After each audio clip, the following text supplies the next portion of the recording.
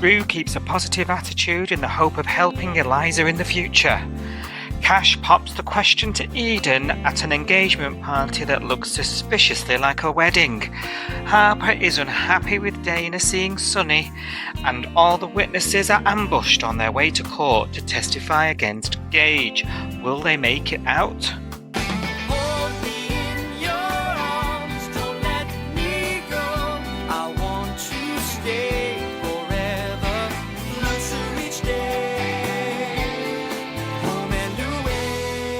Spoke to Leah and Justin. Of course you did. They're terrified. Theo nearly died. Yeah, I was actually at the hospital when Theo was brought in, so I am aware. Then why on earth would you get yourself caught up in this? Theo and Sonny are in it up to their eyeballs with the River Boys. And that is what the police and the bodyguards are for. I can't believe you're doing this again. Doing what? Putting yourself in danger because of some guy. Did you know there's already a woman in police protection because of the River Boys? Yes, but that is different because Lacey was one of their girlfriends. I don't care. I will not allow you to be involved in this. You won't allow it? We are Cy and Sophie. This is Coastal News, a home and away podcast. Your weekly episode companion podcast for your favourite Aussie soap. Right, are you in the party mood, Sophie? Always. What we celebrating? Party. Only us. It's our anniversary. Yay! Oh, that's the best kind of celebration. Yay! God, we're still here. We're still on air. What the hell?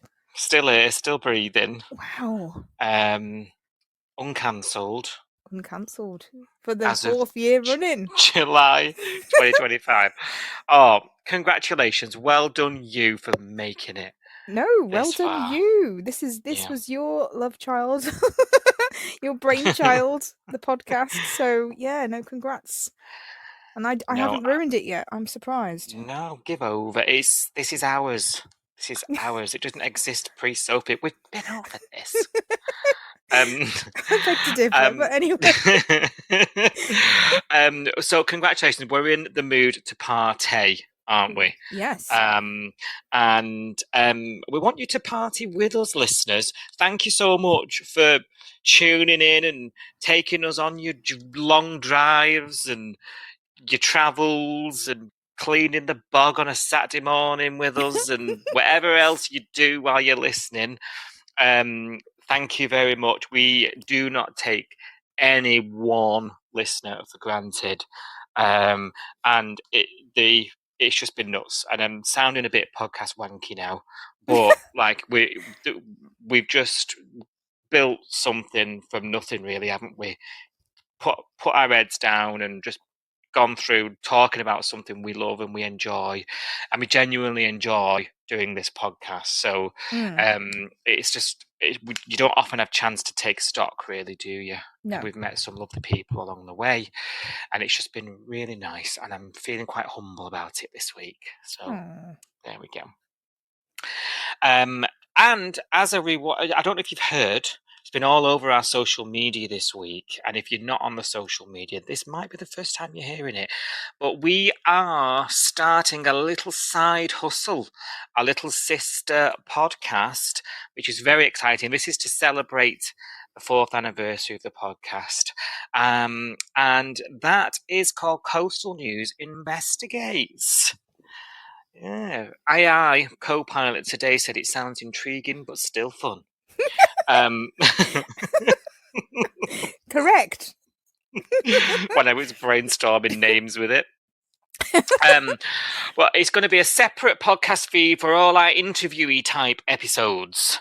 So it's going to be just sort of not to sort of muddy the waters when it comes to the podcast feed here.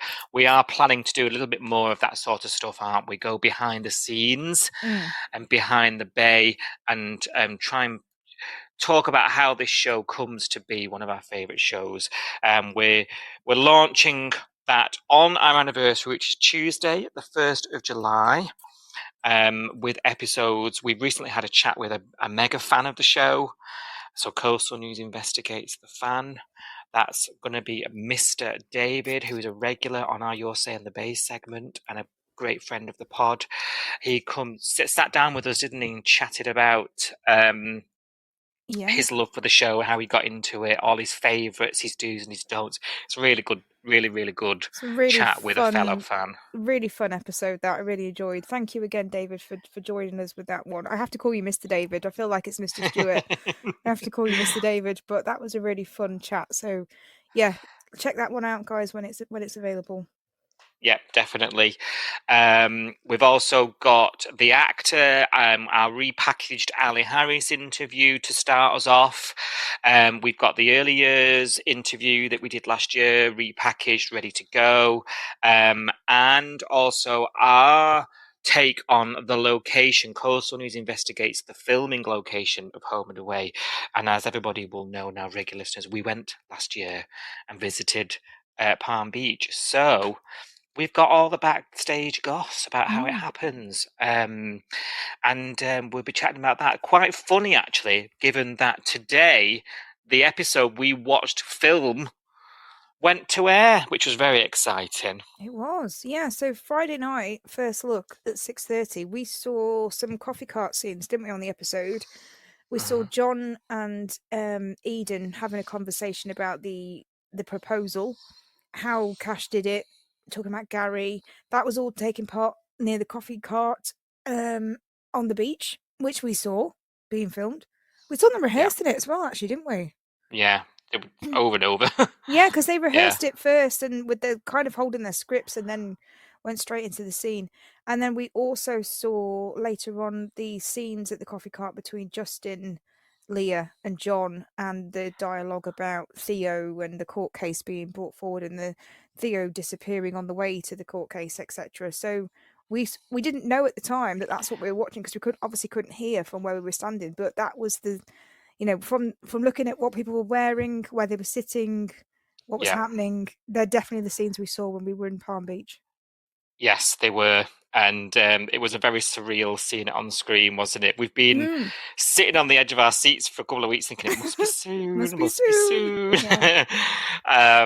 But yes, it was really surreal. And we've still got some scenes to come because there's still a Sonny scene that we saw. We saw a Sonny filming scene. We didn't know who he was at the time because we were like, who the heck's this guy? Yeah. So we obviously know who he is now, but we haven't seen the scene that he's in that we saw being filmed yet. So no, so it's all very exciting. So we've got more squeals to come next week, and we're like, been there, been there, been there, as if our family haven't suffered enough of us doing it. My family is very, very annoyed with me when I mention it now. And the comment that I get is, I don't know if anyone out there has watched The Big Bang Theory, but when Howard on The Big Bang Theory goes to the moon, and then he comes back and he's like, every conversation someone has with him, he brings it back to the fact that he's been to space. He's been, you know, I've been to space. I've been to the space station. I've done this or whatever. And there's I think is it Buzz Aldrin in that episode, the one that has actually walked on the moon? I think he's in that episode as well. So whenever I mention, like, if I say, "Oh, I've been there," or "I've sat there," or "I've stood there," or "I've sat on that bench," whenever there's something on scene, I get, "Oh, I've been to the moon," you know. I've been to the moon. I'm like, shut up! I'm not Buzz Aldrin. Oh, yeah, God. I'm getting similar looks. Yeah. But yeah, who cares? Yeah. Well, I've been there and you haven't. Yeah, our fellow traveller Julie, who came with us, was saying the other day, someone's sitting on that bench and people eat on there. It's like, oh my God.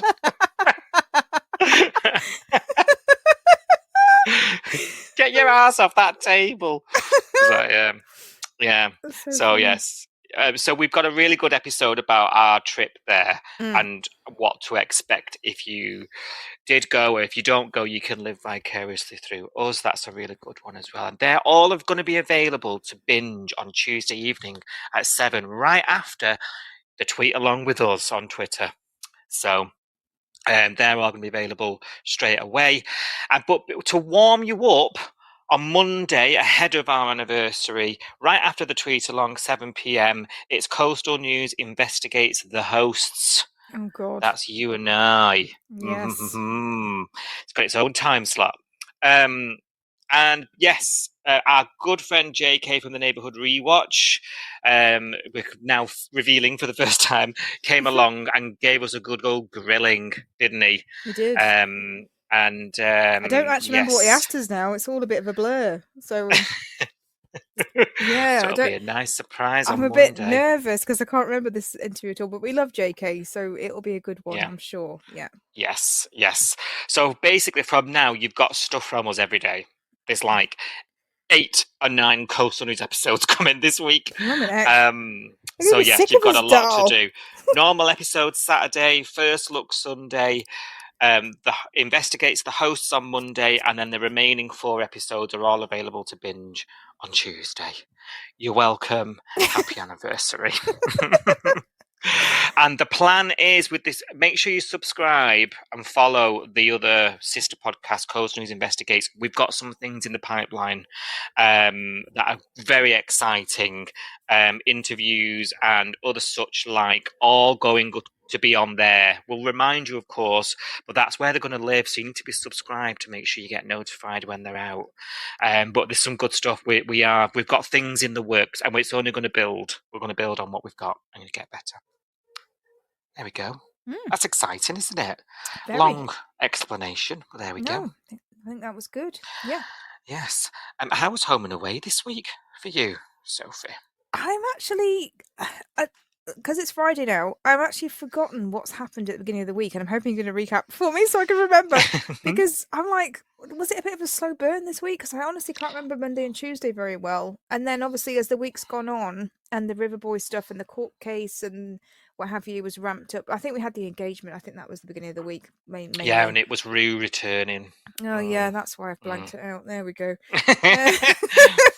So the end of the week's kind of like all in my brain right now. It's eclipsed it. Yeah. It has, because I'm like, oh, River Boys, oh, this, oh, ambush. I enjoyed the ambush. We'll talk about that later, I'm sure.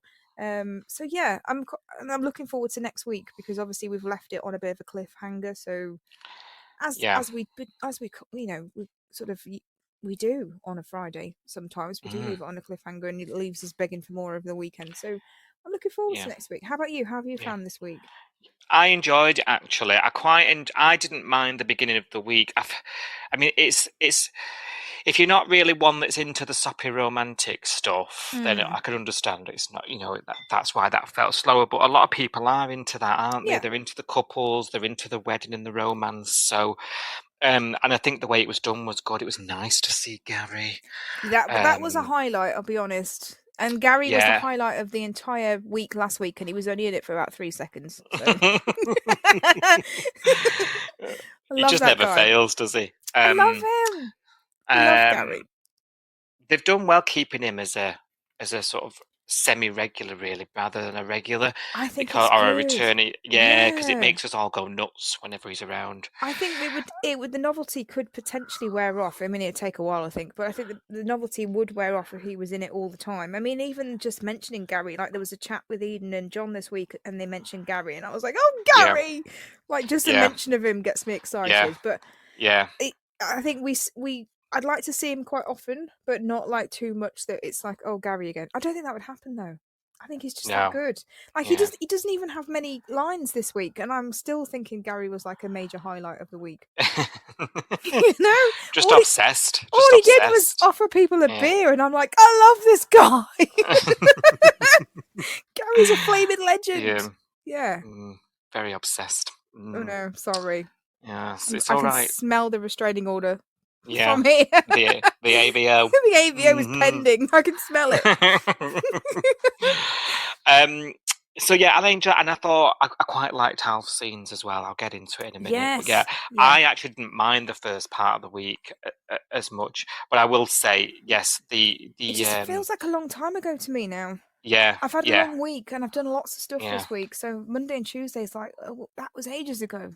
But yeah, I'll jog your memory. Jog my memory, please do. I've got an eye for detail. I know, much better than I have. When I'm going, hang on a minute, and you're like, it was this, and I'm like, oh yeah, I missed that sauce.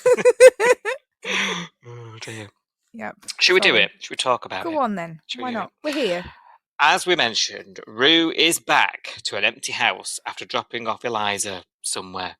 And she's upset. She tells Alf she feels like she's let her down. And I did go there a bit with her, I let her in. Don't let her in, Sam, but I let her in. And I thought, oh, do you know what? This I think that's a very legitimate feeling for a foster parent, I'm sure, when she has to, regardless of this mad situation that's gone on, giving the kids back, reflecting, did I do everything I could? Did I help that? But you know what I mean? I can imagine that being quite a relatable thing. Oh, yeah. So I did allow myself to go there for her. And Al's asking, like, well, what's the doc said about her? God. And Rue's like, they're saying things like callous personality disorder, psychotic traits. I'm thinking, yeah, just had to open your eyes. We could have diagnosed that. Well, I think we did. Facebook had diagnosed that a few weeks back. Yeah, definitely. Yeah. Did you spend all that money on a degree, Doc? She'll never be able to feel remorse. I could have also told you that. As she's burning her family to the ground and pushing Nana down the stairs. How will she ever fit in, asks Rue, in life? You can't, as Al's telling you can't, let that get a hold of you, because some people just have a different path in life, etc., etc. However, Rue floats the idea that Eliza's coming back when she speaks to Marilyn, who I can only describe as has the look of horror on her face at the thoughts. And obviously she passes that information on to Alf, who basically lays down the law. Now, these are the scenes that I loved that I'm talking about with Alf. He said he's not having her here. In fact, he doesn't want her fostering at all. This is my house. And I've written down eek with a little emoji. So obviously there's a big fallout. Again, we're back to Rue and Alf butting heads, aren't we, over generally anything. Do you think he was right to say that to her? Does she need a bit of sort of tough love at that point, I think so. I mean, I don't know about you, but I was kind of surprised that we were already having these conversations about her going back into fostering again. I thought we would probably... Yeah, I thought maybe we'd have a couple of weeks of reflection and, just taking some time out, because I don't feel a lot for Rue, as you know. Regular listeners will know that I struggle with her as a character, but it was hard not to feel sorry for her this week, because she'd been told to her face by Eliza, "You're not like the other foster carers. You're worse." And while I can see her point, because Rue didn't help her and didn't ask questions, didn't, everyone tried to warn her, literally everybody, even Marley, that's barely had anything to do with Eliza, was just like, this chick needs help that you can't help her with. Everyone's tried to warn Rue, and Rue's gone in stubborn and said, no, I can do it. I can deal with it. She's just a troubled girl, and, she needs my support, and blah, blah, blah. I get it. So I did start to feel a little bit sorry for Rue, but I think for her to immediately say, oh, but I can help, I can still help her, and I can still do this, and I can still do that. And I was like, no, you are Delulu. Because as much as she feels like a failure, she's already thinking, okay, what can I do next time with this girl? Yeah. And I think that was a little naive. Yeah, naive. I would say denial as well, mixed in. I don't think No. The thing is with Rue, she's gone into this thinking she's Superwoman. Yes. She can fix it up. There's no problem too big for me. She's gone in with the best intentions, don't get me wrong. And she really, and I think she genuinely felt like she could do it. But she's and not the fact learning. that she's failed, no. She sees it as failure rather than, someone who is deeply troubled, and it's going to take a long time. But even if she saw it as failure, I think you have to learn from your mistakes, and I don't think she's very good at that as a character. I don't think this is out of character for her at all. I think this is perfectly in character. Yeah, I agree. So I kind of expected this. I think I expected this in a couple of weeks. I didn't expect it so fast, but I think it is in character with her, because she doesn't learn her lesson, and she does kind of go, well, I got it wrong, but I know now that I can do it better. And it's like, no, the lesson isn't that. The lesson is that, you should have done it differently.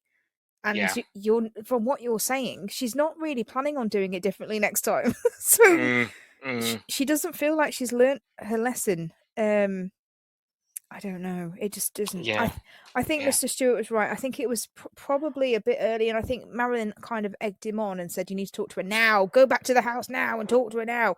And I thought, if it was me, I'd have given her a couple of days just to, because she was close to tears when she was explaining what happened. She was close to tears when she said, "I feel like a failure and I feel like I've done this wrong," and blah blah blah. And I think I would have waited a couple of days just to let her sort of sit with it and think about. He's old school, and he's a nip it in the bud kind of guy. He is, you know. He's just thought, and I think I took him going in all guns blazing as quite a deliberate choice. Oh yeah, because I think he thought, well, up to now we've supported her and we gave it a shot. She's still blooming messed it up. So the next option is to go in and tell her no. Yes, it's not happening, sunshine. So yeah, and again, not out of character for Mr. Stewart either. No. So yeah, to go in all guns blazing and just be like, lay down the law and no, it's not happening. This is my house, and he's got a point. Yeah, I mean, really well done. He's an older gentleman. He doesn't really need this kind of threat drama. You know, he nearly had a very serious heart event while in her presence. He doesn't need this stress. Let's face it. No, he does not. So they agree to disagree, and she's off. She's gone to Marimbula to have a think. So let's see if she comes back with a different outlook on it, eh? Let's see. Can we go to Marimbula? Because I feel like I need a week there. Yeah.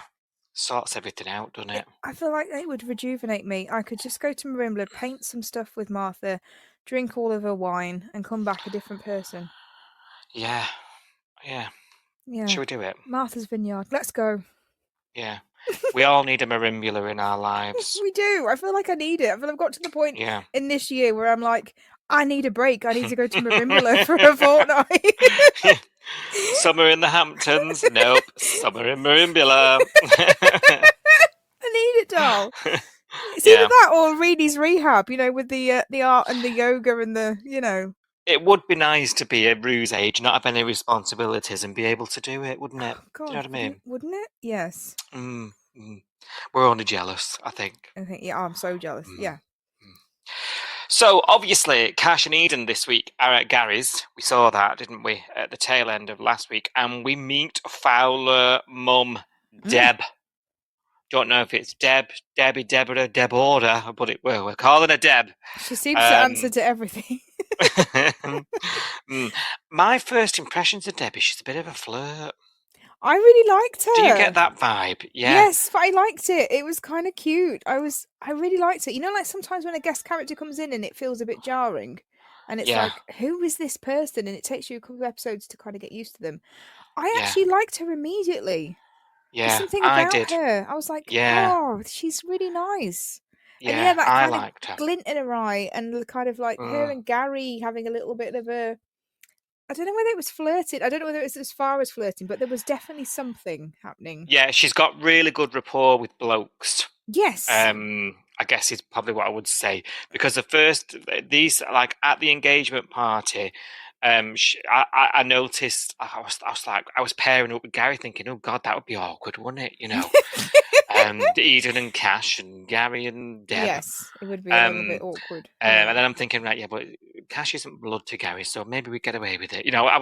This was going through my mind. It's not the blood that bothers me. It's just if Gary and Deb got together and then split up, then that would make it awkward for Cash and Eden. You know what I mean? Yeah. Yeah, definitely. But what good soap drama? Do you know what I mean? Oh yeah. And then the next day when she's in town, which we'll come on to in more detail in a moment, John. Then I'm seeing her with John. Then I just think she clicks really well with. John was all over it, wasn't he? He was like, "And you must be Abigail's mother." Hello. It's been a while. It's been a drought. It's been a. When was the last time? Anyway, yes. Be Mad Sue's, won't it? I think it was Sue's, wasn't it? Because Marilyn was before that, wasn't she? So it's got to be.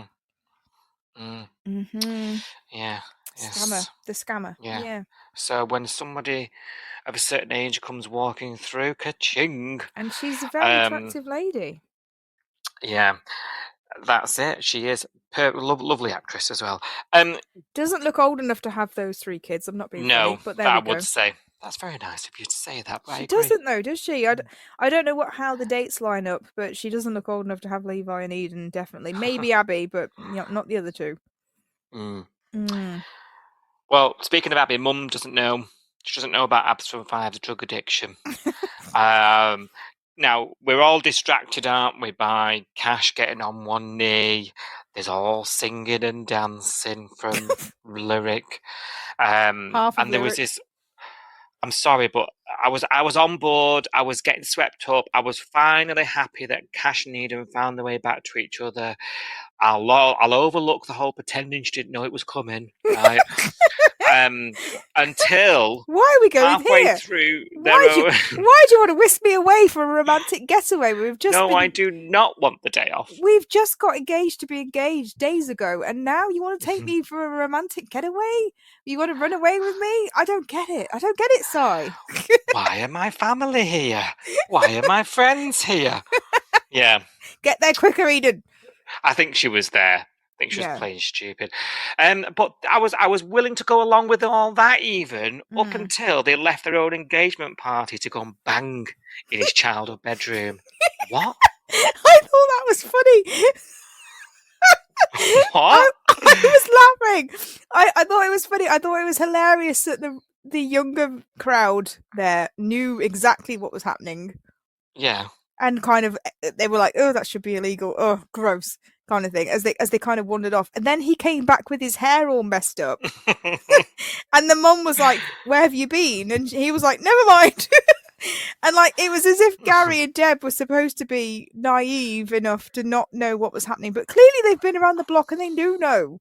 I thought that was quite funny, actually. I did actually laugh at these scenes. I thought it was ridiculous. I just like the idea of Cash. Who does that? Getting his... I know you do, but not if you were his family. I'm in my head. I'm not in my head. I'm never his family, love. Don't. I'm gonna say, don't talk. Stop right now. Okay. Don't say it. I'm never going to imagine I'm his sister. Let's put it that way.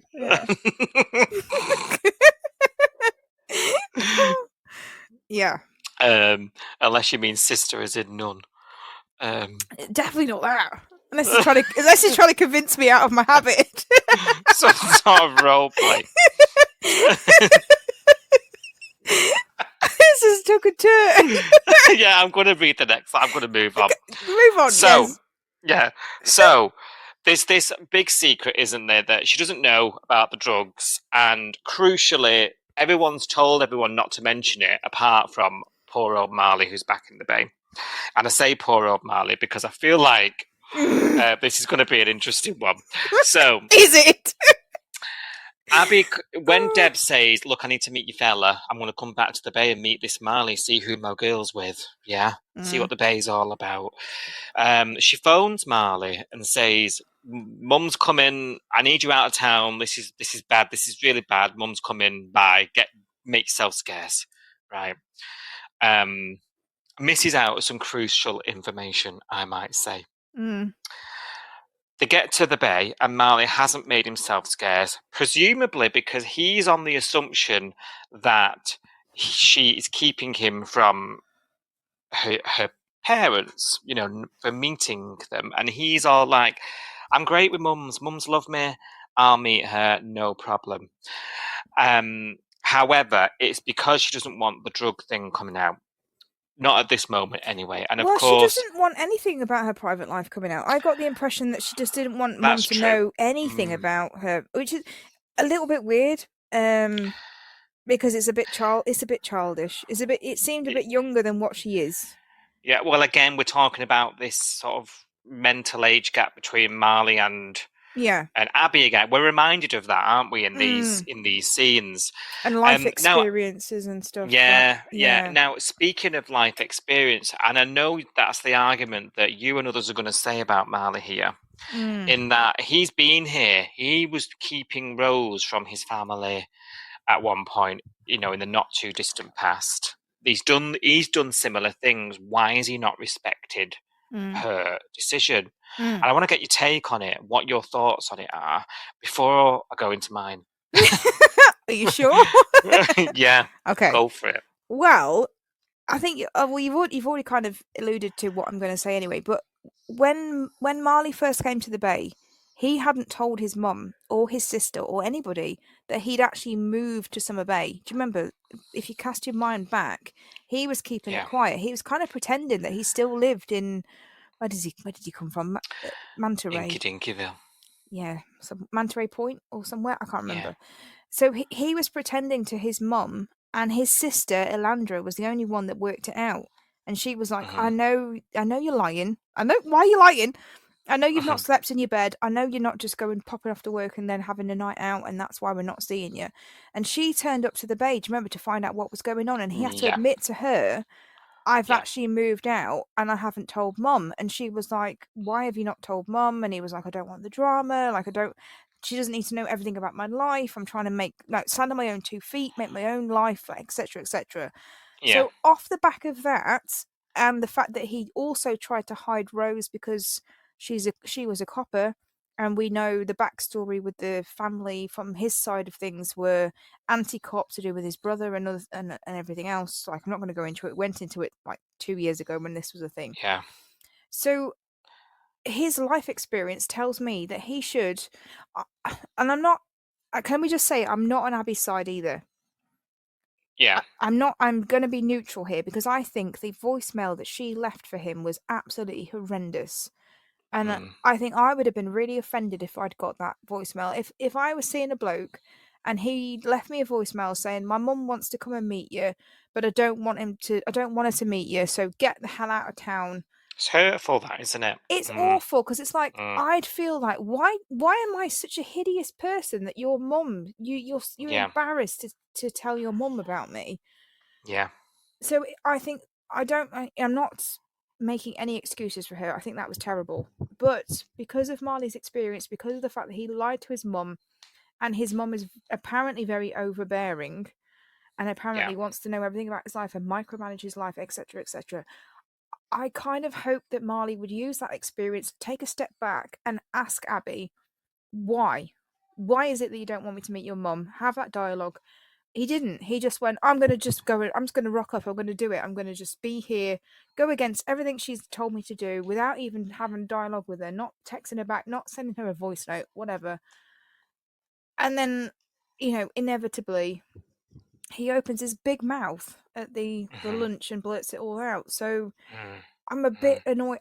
I'm annoyed with Marley, but I'm equally annoyed with Abby, actually. Annoyed with him. Not often you're on the fence. I'm on the fence. I've got splinters in my arse, I'll be honest. And you've articulated your arguments really well, actually. And I agree with you. I see fault on both sides, right? And do you know what? These are humans. They're young. Yes. Like, no, God, if we got everything right all the time, blimey, do you know what I mean? Good luck. So we've all said things and done things we shouldn't, or incorrectly, and it could have been dealt with better. So, I'm going to cut them some slack, both of them, a little bit. All right. I'm looking at the same reasons as you, but getting to a different outcome slightly. Okay. Yeah. In that Marley's experience, I'd say, ran a lot more sort of ingrained and deeper in his concern than perhaps. I'm not diminishing, by the way, Abby's concerns either, but he had this whole family history. It was racially charged. He was trying to break free of this smothering family, this huge smothering mother who controlled his life. Abby is free, so free in fact that her mum doesn't even know what's going on with her. And I was thinking, she's got that distance from her mum. Fair enough, she hasn't done the growing up bit yet quite well, but she has that sort of physical distance from her parents. She's not smothered. She's actually so less smothered that she's been able to go and do all this stuff and be a rebel. Yes. What she now needs to do is be the mature person and own it. And what she should have said was, Marley, look, she doesn't know about I agree. The voicemail was dreadful, but she should have said she doesn't know. I'm aware I need to tell her, but I think what I'll do is I'm going to sit down, me and her, we'll have a mother-daughter day, and I'll explain everything. I think he would have been fine with that. Where he has let himself down is when it came out. And he just said it as if it was like the only thing about her, Yeah. Oh, so when she asks him, she literally asks him the first question. He's like, "Oh, we're doing really well. I'm dead proud of her and her recovery." Like that is not the only thing about her. No. He's still defining her by that act. The fact You know that what I she's an mean? addict. Yeah. Yeah. And the question was, how did you find working with Abigail or something like that? It was something not to do Nothing with her related. personal life. It was nothing to do with it. Yeah. Yeah. Didn't need to come up, did it? Why No. did he spin it on that? That's what irked me really, and I feel like he let himself down there. But I think he did think he was doing the right thing. I did, because he started off by saying, "I understand why you're so concerned about Abby. Like I can." He was trying to put himself in her shoes, assuming she knew the full story. Yeah. But I still think, oh, Marley. Yeah. But then afterwards, she's had a right go at him, told him off, gone. Now she's giving him the silent treatment, making him sweat. And I'm thinking, what she should have done was, again, it's about being childish, isn't it? She should have said, because he was very apologetic. She should have said, "Look, I appreciate your apology. I accept it, and really, I should have told her. It's happened. I should have told her, but I am going to have to do a bit of damage control. I'll text you in a couple of days. Leave it with me, or something." Like the way she handled it post, I thought was appalling. I agree. So I think before and after, she's not been very good at this. I totally agree with you. I don't, like I say, it's really hard for me to. I want to decide. I want to automatically come down on Abby's side, because obviously I have feelings about Marley, but I can't, because I do think they both have faults in this scenario that have caused something out of nothing. It didn't need to happen like this. I mean, thank God it did, because we needed the drama. So we needed this kind of. And I think Mum needed to know, and if this is the way she found out, it's probably more entertaining for us to find out. Yeah, that's true. And at the end of the day, Abby's going to come back and be like, me and Mum are closer now. Exactly. And, we're going to get there. Be all, yeah. I want off this Marley Abby merry-go-round now. I am fed up. It is a bit. I mean, how long have they been dating? Not long. And it doesn't feel like we've ever had a honeymoon period with these two. It doesn't feel like it's ever been fun. Like from day one, it's been arguments. It's been, I don't want to work with you anymore. Well, I don't want to see you anymore. I need my own space. Like these two, they argue more than anything else that I can make out. Yeah, no, they are. It's just when they make up, and then the next week there's something else on the horizon, and maybe that's the long game of the writing, telling us they're not meant to be together. That this is not meant to be. But it's getting tiresome. It is, but also, if you think about it, I guess if you try and think about it realistically, some relationships are like this.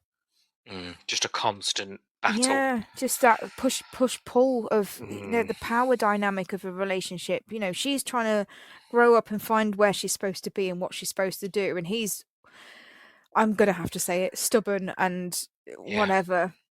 Doesn't really want to compromise. He's got his idea of how things should be, and she needs to conform to that. They've literally argued about that. She was saying, "Well, I'll just keep my opinions to myself, and I'll just agree with you." And he was like, "Yeah, good."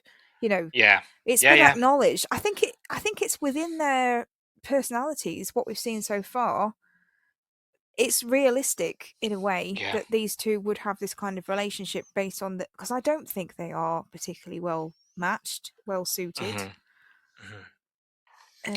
Real shame, really, because I thought they had potential at the beginning. I thought Marley would really bring her into herself. I thought it's what she needed at the start of it.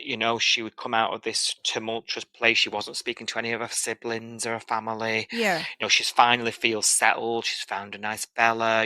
But actually, it's turned out quite horrible. And I thought the opposite. I thought that he might become a bit more fun, a bit more light-hearted, a bit less stressed, a bit less miserable, a bit less stubborn, because she's more carefree. Yeah, and I thought the positive traits of her personality might help bring out some of his positive traits, because at the moment I Yeah. see him as quite neggy, and Yeah. it's a shame. He's But hard work. he is hard work. But I don't think it's unrealistic that we've got. I don't enjoy watching them. I don't enjoy their relationship, but I don't think it's unrealistic given their personality types that we've got Yeah. this relationship between them. Yeah, do you know what? Now you're saying that as well. Actually, that maybe that's their role. You know, like we can't just see all these lovey-dovey couples all the time. Yeah. And if they, we've got Cash and Eden at the minute who have found their way back to each other. They've gone through whatever, And Mac and Levi, they're pretty Mac solid. and Levi, they're pretty solid. There was the affair thing, which is pretty bog standard, run of the mill, isn't it? I need to get your opinion on this actually, because there was a bit of a slag about Imogen this week from the mum. Oh yeah, oh yeah. I literally went, oh, and I was like, I'm going to ask Si about this, because the mum said something like, because obviously the backstory of Mac and Levi is they had an affair behind Imogen's back. Levi was married. Mac knew this, blah blah blah. Yeah. And the mum, Levi's mum, famously, there's been this massive family ruckus because the dad left her for another woman, left her for his secretary or something. I can't remember. There was an affair. Yeah. So you would think that having been cheated on by your husband and run off with the fancy lady, she would have an opinion on affairs. You know what I mean? I'm going there. But she was like, my husband running off from me was the best thing that ever happened to me. And by the way, Imogen is really boring. Yeah. Discuss. Ooh. Do you know what? It took me back that. It did take me back for the same reasons you've just said, that, history would tell you that she'd have a certain opinion about that sort of thing. Most people do who have been through that, right? It's quite a red line, isn't it? Infidelity normally. So yeah, actually, I was waiting for her to mention Imogen. I actually thought we were going to get a mention, but like say that, oh yeah, we went to tea last week or something. Do you know what I mean? Like, and I wanted it to be a bit of like Mac doesn't feel like she can live up to Deb because Deb's got this. I think that would have been way more interesting. Mac feeling like the other woman again, and like because and Deb being so staunch on it because of her own experience, is still in contact with Imogen, and can't bring herself to get on board with Mac. So I was quite shocked, really. What was your first impression? I was shocked because I just thought, I mean, there's one thing to say, I understand why you got together. It's happened to me, and now, with time, I'm able to step back and see that we weren't suited for each other, and actually it was a good thing that he ran off with that other lady and blah blah blah, and no grudges or whatever. But it was just the barbed comment of, and by the way, Imogen is boring.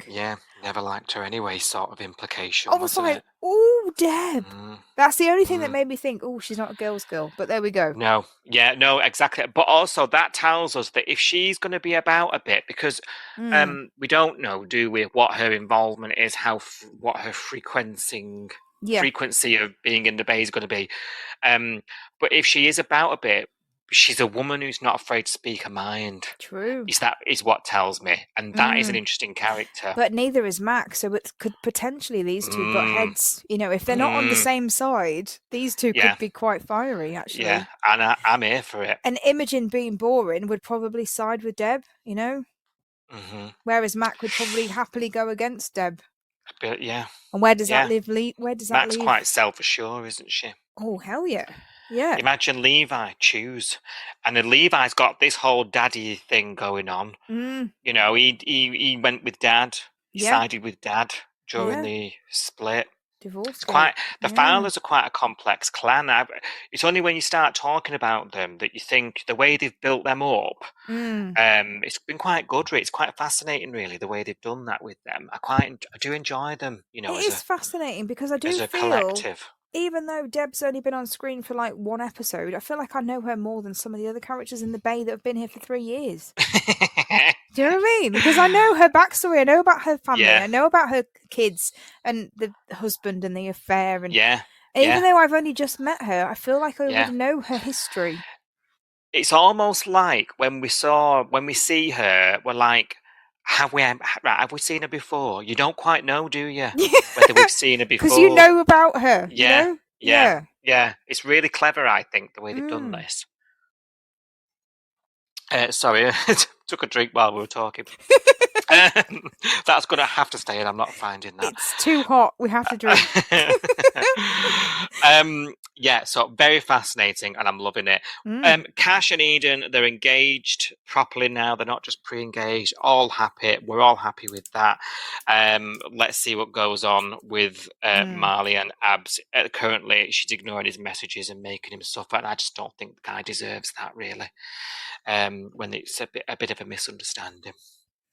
Right, Sonny has moved into the apartment, made himself at home, hopes the trial will be over soon. You're in luck, Sonny lad. It's been brought forward to tomorrow. People, he does say, doesn't he, people make him feel like he's the one that's in trouble, you know, with all the security and things. And I suppose having these heavies about everywhere, it does give off a bit of a... He's already got bad publicity, Sonny, hasn't he? You know, from Justin and Leah. I feel bad He's for really him. going through them. I am. And, you know, I've done a right 360, haven't I, here with him? Got him dizzy. You know, I was sus as blooming anything at you the were beginning. Like, he's here to rob the money, he's here to do this. And I was like, I just think he's really upfront with the fact that he's here to scam people out of money. And which he was, and you know, he's cheeky chappy, and actually he's got a heart of gold, hasn't he? Yes. He's going to quickly become everyone's favourite. You know, it's already happening, I think. I think he's really good. I think he's settled in so well. He really fits the dynamic of the Bay. He looks the part, you know, he looks very Home and Away to me.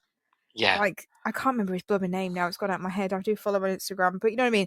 He looks very Home and Away. Ryan Brown. Brown, is it? Or Bone or something? Yeah. So I find him really easy to watch, really fun to watch, and really the Onion character again, the layers, which we like. He's not like anybody else, I think, and you gravitate. Do you know the fact that he's paired with Dana as well, which is the sort of female equivalent? Yes, you could say. Yeah, just that pairing is going to be a force to be reckoned with. I reckon, and I say it about every pairing, but I mean it this time. I mean it. We don't say it about every pairing because we've never said it about a Marley pairing. Let's be honest. So come on, that's the only one. So the fact that he's being followed around, he needs bodyguards, everyone thinks he's dangerous. He's getting more bad press, isn't he? And I just feel for him. Just want to give him a hug. I know. I don't think he's a bad lad at all. I think he just makes bad decisions, and I think Dana does as well. Yeah, definitely. She even admits this week she's not one for keeping secrets. Not my forte, doll. So some of the script this week for Dana was spot on. I was thinking, this is Sai. She's Sai. Like, if you were a character in Home and Away, I think you would be Dana. You're probably right, you know. I think you would. Not the whole thing, because I think you are more clued up and more switched on than she is. Thank God, because she is a bit dense. But there are certain things that I'm like, I can see Sai here, and it's like it's the endearing bits, you know, it's the cute bits. So I get it. Yeah, do you know what? I'll accept that because I've thought it. It's meant with love, I promise. Yeah, I understand. Thank you. I'd rather be Dana any day. You know this. Now, speaking of, she's taken a sis for a night out without Babby because she needs one. Because she needs one after a week and a half. I had to laugh at this side because, right, you and we're not parents, let's face it. No. We haven't got a bloody clue about babies. But I do know that a week and a half after having given birth, you don't normally desperately need a night out on the wine. No, I know. I said to you, does it need inoculation or something? Why is it outside? I don't get this this at all. I've had friends that have had babies, and I've not. They've been like, cocooned for a good year before they then go, I'm ready to leave the child for a few hours or a night or whatever, and I'm ready to go away for the night. But it's taken a while, not 2 weeks. So you go over, don't you? And they go, "Oh my God, thank God, an adult's here." An adult conversation, not about poop and diapers and feeding and schedules and I'm like, do you mind making your own brew? No doubt. I'll make you a brew. You sit down. Yeah, exactly. So the fact that she's glammed up and out with her sister on the Raz is a bit of a stretch. However, Dana, I think there's been a time jump. Sorry, I think there's been a time jump in there. Well, it would explain the size of the baby. Oh my God, he said it. He said it. Can I just say, though, there are 4 babies playing this baby. Yeah, naturally. Because everybody keeps saying, oh, this baby is massive. And I'm like, this baby is 4 babies. In one. Did it eat 3? Well, no. I mean, if you look at the credits for the episodes, Archie is played by 4 different babies. So they keep saying the baby, and I'm like, it's not even the baby. There's 4 of them, and they've all got different faces and different heads. Those blooming labour laws. I know, right? Yeah. You should be able to work a child to death from birth, surely. Yes, of course, definitely. All for $1. Min wage. Yeah. Yeah. Now Dana soon ditches this night out anyway when Bree lets slip that Sonny is holed up in the apartment, so she goes over there with a 6-pack. Okay. Doesn't it quite? Opinion on this. I want to hear your opinion on this, on her ditching. She made a big deal out of taking her sister out for a day, for a night out away from baby, and saying no baby talk while we're out. And then she hears from Bree that Sonny is in her house and she legs it. Now, is that rude. cool? Yeah. No. I wouldn't be happy. I wouldn't have been happy. I wouldn't expect it to, just go around later. Do you know what I mean? Have dinner with me first. How long is Harper going to be out for? She's not going to be out longer than 10 p.m, is she? And Sonny's going to still be awake at 10, let's face it. Yeah, on his Xbox. I thought this was a bit uncool of Dana. I do. I think she was out of order. And for some reason, the casual nature of the whole evening, she sort of gets away with it. And then poor Bree ends up lumbered with monster mother. I think that was the thing that really broke my heart, because Bree looked like she'd come from the hospital after a long shift and she just wanted to come in for a takeaway pizza and go back home, put her pajamas on and eat pizza in bed watching the TV.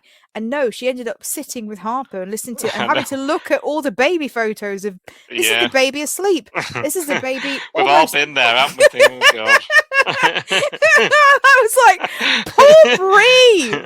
Somebody buy this woman a wine. Seriously. I know. So yes, it was very uncool of Dana. And she goes round there, and then she's got Theo cock blocking everything. She doesn't think he's going to be there. Oh, you're here. Yeah. So yeah, they crack open a beer and they crack on where they left off from the motel the week before. Did enjoy this. It is good. It's just there's definitely chemistry. It works. They're both, for reasons we've just mentioned, they're really similar characters. They're both a bit left field, aren't they? And they just work. It just feels natural when you think about like Lacey and Theo, for example, who are declaring their love for each other this week. I mean, that I'm not feeling anything downstairs for that. No, it's ridiculous. I mean, I know we're not there with Sonny and Dana. We're not L word. We've had a bit of a kiss, and we've had a bit of a moment or whatever. Yeah. I like the fact that we've not gone full, because there's been a few will they, won't they moments with these two. And then obviously she rocked up, cool as hell with the picnic basket at the motel room. And, and I like the fact that kind of got stunted and he kind of kicked her out. And it was like, we felt a bit like, that could have been something, but we didn't go there. I quite like that. It's like a bit of a tease, this, isn't it? Yeah. And I quite like that. Whereas Theo and Lacey, there's been absolutely no tease whatsoever. They've basically been banging behind the surf club, behind the bins of the surf club for the last 4 weeks or so that we know of, and it's been hookups. This is this is the difference. I'm seeing with Lacey and Sonny, I'm seeing a slow burn, getting to know each other, interested, flirty, innuendos. It's kind of cute. Yeah. It's a bit sexy. It's taking us with it then, aren't they? Because we're like, every missed opportunity, we're imploring it on, exactly. like we're wanting it then, aren't we? Exactly. Yeah. Whereas with Lacey and Theo, it's felt a bit dirty. It's cheating. It's hooking up behind Gage's back. It's a quickie in the garage. It's getting caught with the pants down. It's not love. Yeah. No. And I still can't decide, if she's using him as a get out. Oh, yeah. Well, I've still not decided, I've still not decided. It just feels a bit dirty. And then when the L-bomb, and she didn't reciprocate the L-bomb, let's be honest. No. So he was like, "Oh, I'm convinced that I'm in love with you or whatever." And she was like, just kissed him, didn't say a word. And I was like, first of all, Theo, you give it away so easy. Like, he gives his heart away. He gave it to Valerie not that long ago for no reason. Yeah. And now he's giving it away to Lacey. And I don't see love. I see lust, definitely see lust with these two, but I don't see love. It's not believable. And she hasn't said it back. And she just kissed him to shut him up, didn't she? Let's face it. I want to believe they write Theo like this because he's not had a lot of love in his life. Yeah, he had a dad who beat him up. I don't think he identifies real love. He's seeking validation, isn't he? Yeah. I think this Freudian stuff going on with all this. I really do. That makes it I hope more anyway, interesting. because it's a bit more complex than just getting annoyed at him. Do you know what I mean? So I'm holding on to that one. But before we're talking here because she's at the apartment now. Before that, what was your reaction to her just casually coming out of the safe house and calling a cab? I'll be honest, sorry. There have been some plot holes this week that I don't understand. This was one of the plot holes, and I'm trying to go with it. I'm trying to just enjoy it and not dig too deep. But I can't. I can't help it. We're here to analyze what's happening on screen. Yeah. How did she know? She got in the cab and she was like, "Summer Bay, please." And the cabbie was like, "Sure." Like, I imagine, like, Summer Bay, we know is quite small. But it's not that small that you just say Summer Bay and then you get there and then you're on foot for the, you know what I mean? You have to have an address. He didn't know she was coming, clearly, because the security man was like, "Do you know a girl called Lacey?" And Theo was like, "Yeah." He didn't know that she was on her way. How did she know where Theo was, for a start? Also, the safe house. The place where Theo and Sonny are supposed to be holed up because they are targets for the River Boys. This is supposed to be a secret. It's the worst kept secret in Summer Bay. Leah knows. Justin knows. Lacey knows, apparently, where they are. Dana knows. Bree knows. Remy knows. We're all talking about it. Even fucking JP knows. If JP knows, it's not a secret anymore. I'm not being funny. No, that's true. It's not going to take long for someone who's looking for them to look up and see a heavy on the balcony. 4. There were 4 of them. Yeah. And 2. To overhear someone mentioning it. Do you know what I mean? Exactly. Like, it's not going to take long. It's ridiculous. I think Theo mentioned he'd been messaging her. He had. We saw messages, but I don't know whether he specifically said, "I'm at Bree's house. It's on the beach above the diner, on the pier." We've definitely got to plug that hole, and suggest he's just dropped a pin or something and been like, "If you're getting this, this is where I am." I mean, that'd be so stupid knowing that he's wanted by the most notorious gang ever, and not knowing who he's talking to. And a week before, she said to him, I'm in protective custody now. I'm in the safe house. I'm not supposed to have any contact with anybody. So he's not expecting her to turn up, but yet she's there. Yeah, so we've got to assume that she has perhaps somehow received these messages, not replied. She's not told him anything. She's not replied, but she's then decided to go there without letting him know, like, I'm on my way or anything. And not checking that there's a Riverboy car 2 meters up the road.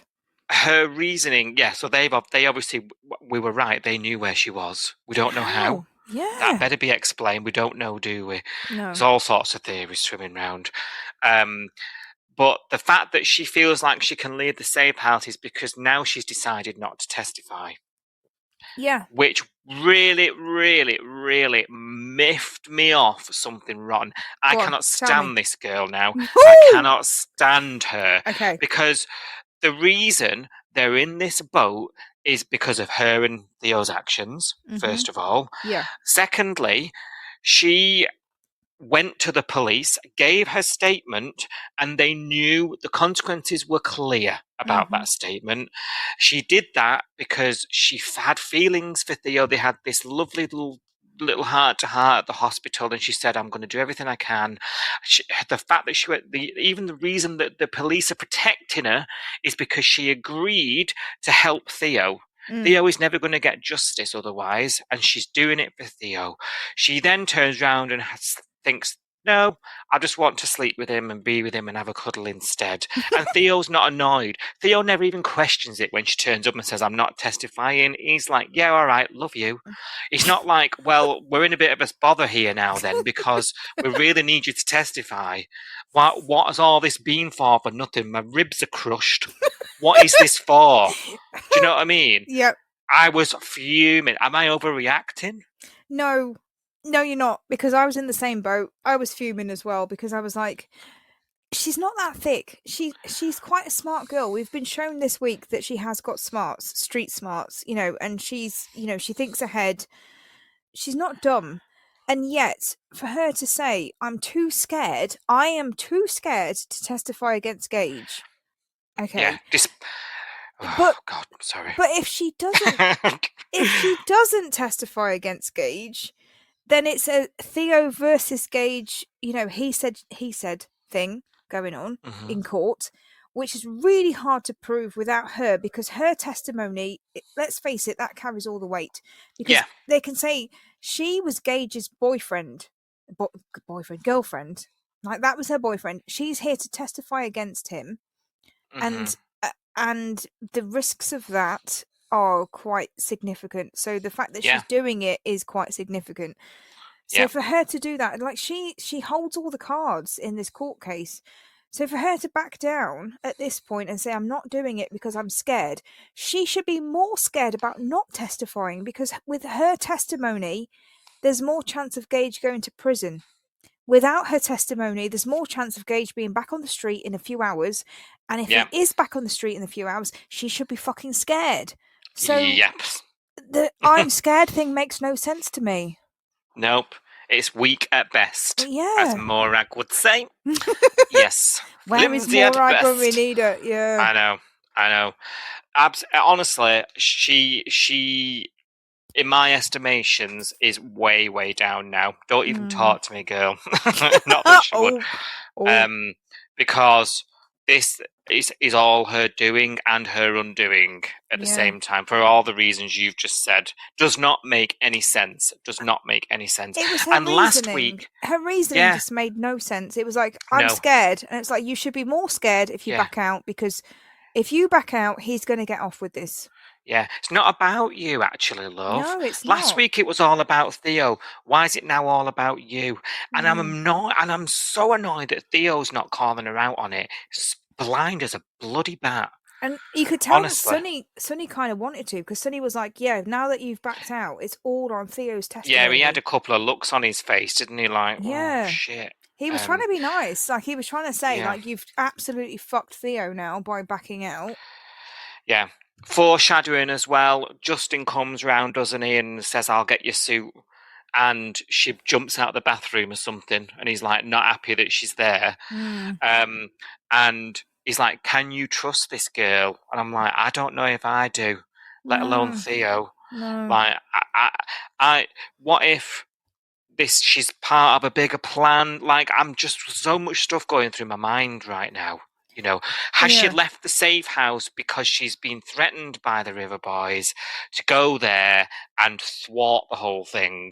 Yeah. She's the only one that would get past the guards, and she's one of them, remember? Yeah. I'm just like, there's so many things going through my mind. I don't think it's that. I don't think she's going against Theo. I don't think she's plotting against him. But I do think she's being stupid because her argument for not testifying makes no sense. If she's scared, make sure he goes to prison. Make sure you testify. Make sure he goes down for this. Because if he walks this afternoon, because the court case falls through because you haven't testified, he's definitely going to come after you. Yeah, he's going to be annoyed, love. Yeah. He's out for blood at that point. And we know what they're capable of. Exactly. Now, what she does do is lead them all right to the bay, to this secret hideout. And like, there's a moment where Sonny's trying to meet Dana on the beach, isn't he? Because she's upset about the whole Harper fallout, because Harper's been screaming at her about how dangerous Sonny is. And they've been having a fallout. I've enjoyed that, actually, because it's quite nice, sisters fighting. We do like the drama of it, don't we? Yes, of course we do. Wrapped right up in it. And all you see is River Boys behind in the background, running in and out of bushes. I love this. I actually texted you because I was like, I genuinely love this bit. So the little bit, blink and you miss it again. Sonny's walking down the path to the beach, which we've walked down. Can we just say that side? I've been to the moon. Yeah. That very week, actually. Exactly. He's walking down to the beach to meet Dana, and the security guy is following him. But then there's this little sting. There's this little tense music. It's almost like Jaws. Dun, dun, dun, dun, dun, dun. And the River Boys go past the back of the shot. And I was like, this is amazing. I got so excited. At the tree with their monocle. Exactly. But it was like it was so blurred because obviously you're focused on Sonny and you're focused on the bodyguard, and they're walking down this path and there's like danger, danger, danger. And then there's this blurred, you don't even know who they are, but you know they're River Boys. You know they are because the music's telling you danger. Yeah. And you're seeing vests in the back, blurred vests in the background. Yeah, it made me gasp. I stopped I was watching this and I stopped it and I messaged you because I was like, loving this. This was genius. I really it was so good. It was so like, well done. It was blink and you miss it, but I really enjoyed it. Like the hype, the build up, you know, I'll be honest, the build up to the ambush, these scenes, I've enjoyed more than what's happened afterwards so far. Interesting. I mean, Monday looks like it could be, you know, I let's hope hold so. out. But, I'm looking forward to next week, but Friday, I was so hyped for Friday, and then Friday was a bit, you know? So... Yeah, the trailer was better than the show. Do you know that this scene we're talking about, the River Boys are running everywhere, the bodyguard's there. They managed to... that bodyguard's useless. Is another... Are they in on it? Like, is there a bodyguard that's in on it, possibly giving information out? Like, that's another thing that's also running through. But I love this. I'm so into this because there's so many things I'm thinking it could be. You know, there's the so fact many that I'm guessing holes in the script that we are trying to fill them. I think is the problem. Yeah. And all these questions are actually keeping me intrigued, which is not a bad thing. So you're right. The next day comes, and I'm already now thinking, God, are these bodyguards? Can we trust them as well as Lacey? And I'm like, oh God. Where's the head guy? You know the guy that's like, he's the one that opens the door and says, "Is this your uncle? Do you know a girl called Lacey?" Blah blah blah. On the day of the court case, where is he? Because he's my favourite one of the security team, and on the day of the court case, he's absent, which makes me nervous because I'm like, does he know? Yeah, but I liked him. He was my favourite one. Put a pin in him. I know. I like to put a pin in him, but anyway. Where was he on the date? I don't know, but he wasn't in the ambush car. You know? We've now become hysterical because we can't trust anything. Yeah, I know. And anyone. Typical home and away fan. Yeah. We are now hysterical. They're getting in this car, aren't they? They're then followed away, and he's again. We see one of these River Boys on the phone to somebody. Who are they on the phone to? We need answers to these questions. Who's calling? He's not able to ring Gage freely, who's in prison. Unless do you know he's what I mean? Got a phone up his arse. Yeah. Well, yeah, but and if it's not that, who else is it? Do you know what I mean? And it's there's a lot of stuff here. Right, that's going on, and obviously that it basically says nobody testifies, and they follow the car, which then, as we see, comes up against a fallen tree on the road. The bodyguards get out, leaving our Summer Bay loved characters in the back. And they can't move it. I mean, I think I could have moved that tree. I definitely could have moved that tree. Oh, and that is if these people have never seen a horror film. These people have never lived. Because that is classic horror film trope, that you put something in the way so that you have to get out of the car and be available to be attacked. So that then, I mean, I did actually love this scene, I'll be honest, Si. As much as I want to pick it apart, it was good. It was a bit like Jurassic Park. It was like them in the minivan, and all the raptors are coming out. Yeah, I know. A twig snaps. Like, ooh. The T-Rex is in the bushes. Why didn't they lock the freaking door? But anyway, the first thing you do is get your elbow on that lock. You would, even if you had to push, locking, wouldn't you? Even if you had to push them all down manually, you would be like, grab a door, people, push the locks down. This drove me mad. Whilst they're crowbarring the guys to death, the bodyguards, Sonny whips his belt off, jumps into the front. Nobody locks the freaking door, and we're all screaming at the TV at this point. They're like, go, drive, and they get blocked in, don't they? And we're at the point now where not the next hole, basically, where we cut away from them, and when we're back, we've got Dana and we've got the girls, Dana and Lacey, out of the. Can we talk about going to court in leather pants? No, let's not. On a really hot, we were there. It was 40 degrees that week as well. Can we just say, Jesus, I was dying. Anyway, I'm thinking of Ross with the talc. Oh God, you'd have to, wouldn't you? You'd have to pre-talc, yeah. It's made of paste. I was wearing cotton and I had to cut myself out of it, So they're having to ring with the breakdown phone, which we've spent our whole lunch hour today finding, and for help. So Cash comes and they're like, "Yeah, we got ambushed there somewhere." And then right at the end of the week, we see we go back to them. The car looks a bit worse for wear. Theo is out of the car, unconscious, comes to, he's in pain. Sonny's around. He's been trying to find a road, and he says we need to ration the water. And I'm like, where are you? How have you got there? Yeah. Where are the River Boys? We see the River Boys then in the trailer for next week trying to find them. So I'm like, well, what the hell has happened to you? How have they got split up? I don't understand any of this. None of it makes sense. What was the plan? So, okay, we know the original plan. We heard on the phone, nobody testifies. Nobody testifies. That was a plan. Nobody. I get that. Right, so we've got to stop all of these people getting to court, right? Yeah. That's the plan. They shouldn't have been in the same car, but yeah. So, but even if they are in the same car, nobody testifies. That's the plan. Yeah. And yet, what they've executed is they've separated the group. They have separated the girls from the boys, right?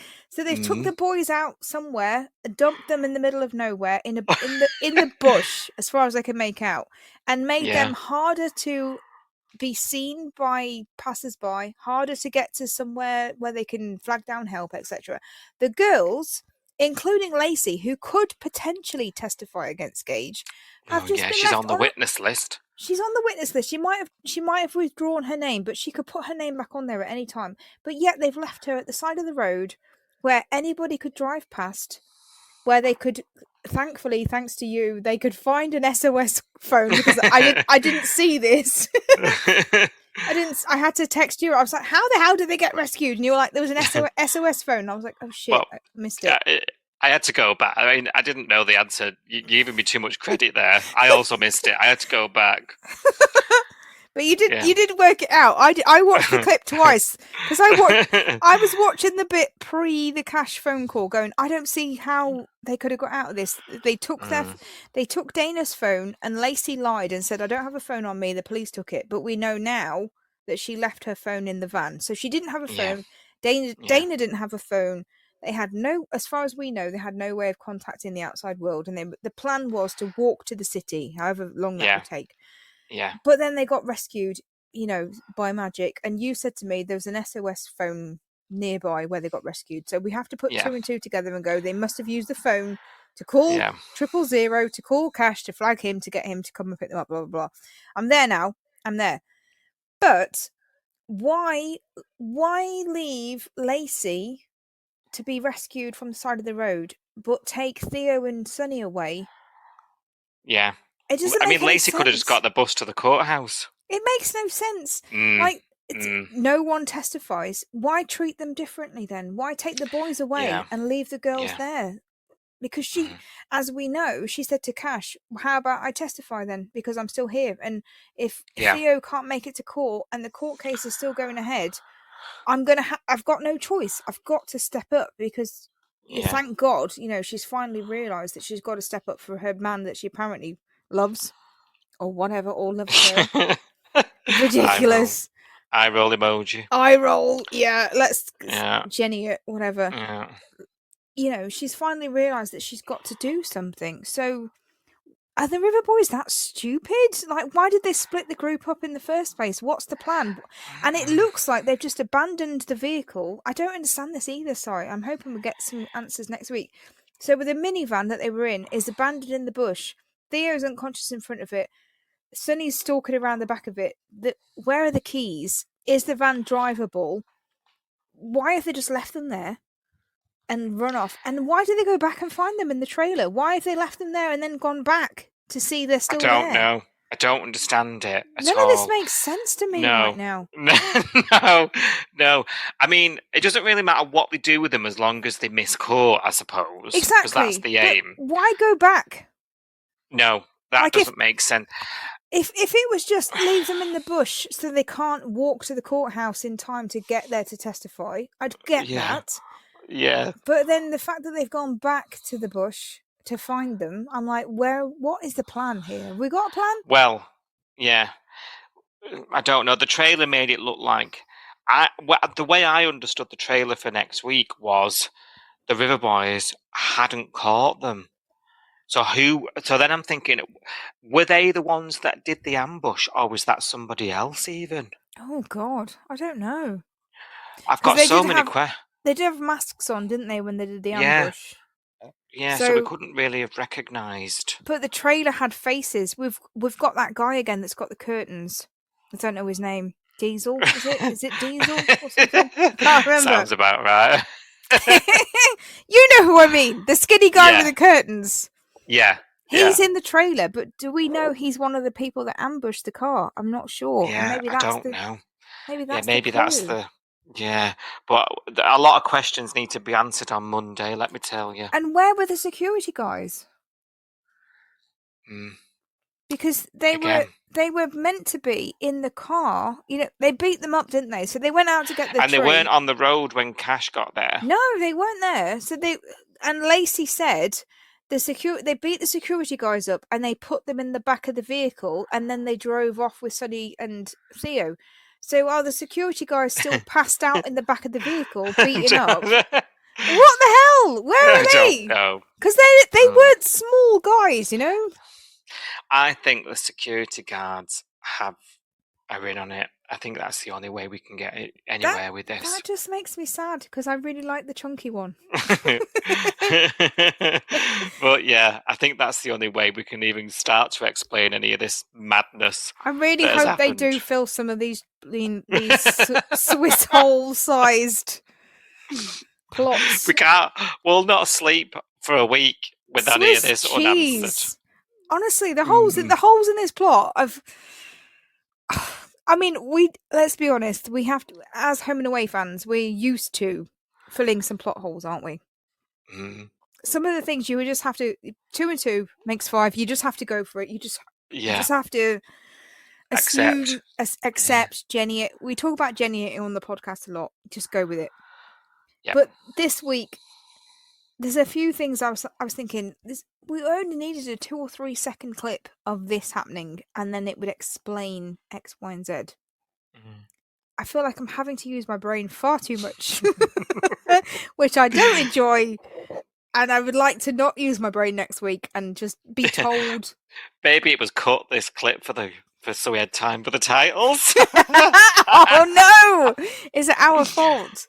Oh, good. Yeah, that's the good point. Yeah, shit. We asked for the titles to come back, so therefore they've cut a minute and a half of the episode of explanation. Cram it in.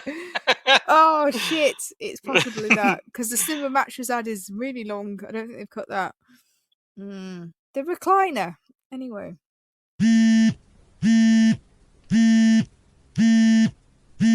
Right size, that time again.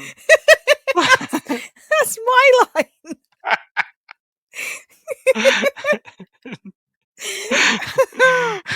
Okay. Right, so Plagiarism. I am in charge. Oh, I'm taking the reins. You've lent me your shovel, and I'm going digging on social medias for you this week because someone's been out living life. So you're trusting me, aren't you, this week with your say on the bay? I trust you more than I trust 99.9% of the population. There we go. Do you know what? Yeah, I trust me that as well. You know I'm right. Oh dear. Listeners, this is the part of the podcast where you've had enough of what we want to say. We're now going to listen to what you've got to say about Home and Away on social media. For regular listeners who will know, this is a very popular part of the podcast, and we've scoured the internet. We have accounts everywhere, don't we, Sophie? We've got Twitter, Facebook, Instagram, Blue Sky, YouTube, TikTok. Where else are we? We're everywhere. Threads, occasionally. Threads. Yes, I've actually got a couple of threads. I can't believe I forgot that one. So come and get involved. Our handle is normally at Coastal News Pod. Tell us your thoughts. We want to hear them. Every weeknight as the show goes out on air on 5 Star here in the UK, 6:30 p.m. Monday to Friday. We tweet along on Twitter, #Home and Away UK. Come and join us, chat about the show. There's a real good group on there. We love to hear from you. If you don't have social media, you can email us, coastalnewspod@gmail.com. How was that? Perfect. Better I think than I've covered it. I don't think you've so. Smashed it. Yeah, no, seriously. I think I need to hand my notes in, actually. No, I like your little one. I can't. And because I can hear you doing it, it puts me off. And I'm like, what am I saying? No. So there we go. Right side. There we go. Yeah. Right, we've had some emails. Go on then. Oh, email. I love an email. Now, I need you to cast your mind back to Brianna's email last week. Might have even been the week before now. She was asking us what we want to see in the next 6 months. You remember? That was last week, yes. That was last week. So Brianna's emailed in on Tuesday, having listened to the pod, and she says, "Hello again. I loved all of your answers you gave last week. What I would like to see, because remember we asked about it, didn't we? Yeah. So thanks for getting in touch, Brianna. What I would like to see is I am super sad about seeing Irene go, and I want to see her go on a happy note. I would like to see Tane go out with someone new. I reckon that would create a bit of drama into the storytelling and how Harper would cope with all that. Also, I'm not sure I'm on that one, but yeah. I want to see it, but I'm braced. Do we want to live it? It would be interesting. Let's put it that way. Yeah.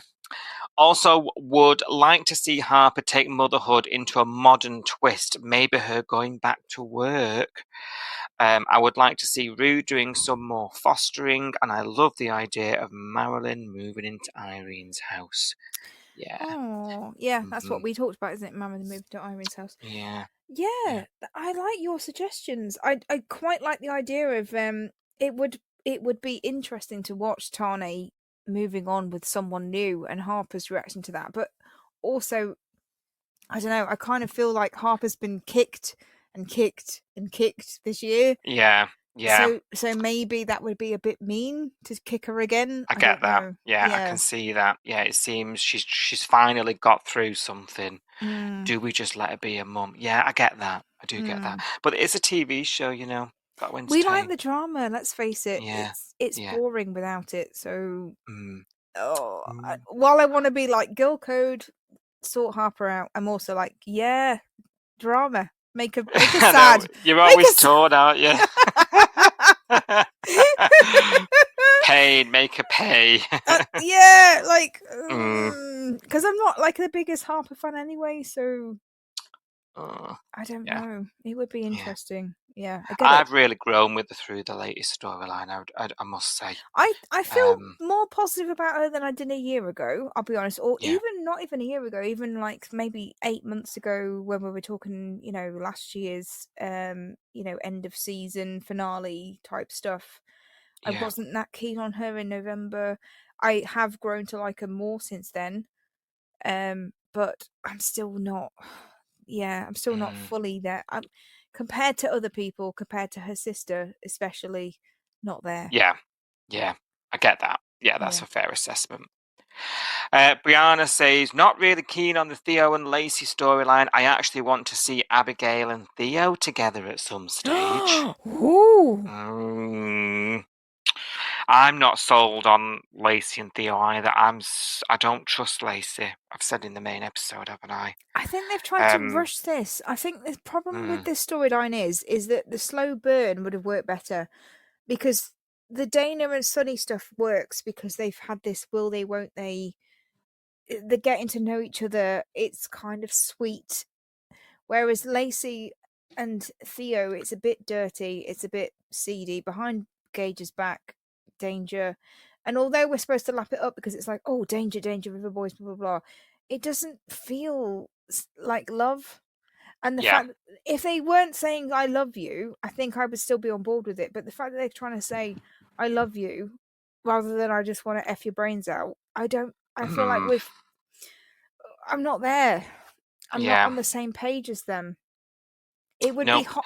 It'd be hotter if it was more of a lust thing for them too. But they've made it a love thing, which call makes it what it is. Yeah, it makes me feel a bit icky because I'm like, I don't feel like this is love. It's interesting, isn't it, that you're not feeling it, I'm not feeling it, Brianna's not feeling it either. So it's not like we're being unjust and unfair in where we're landing with it. There's a few of us here talking about this just not into this. You know what I mean? Not there yet. Yeah.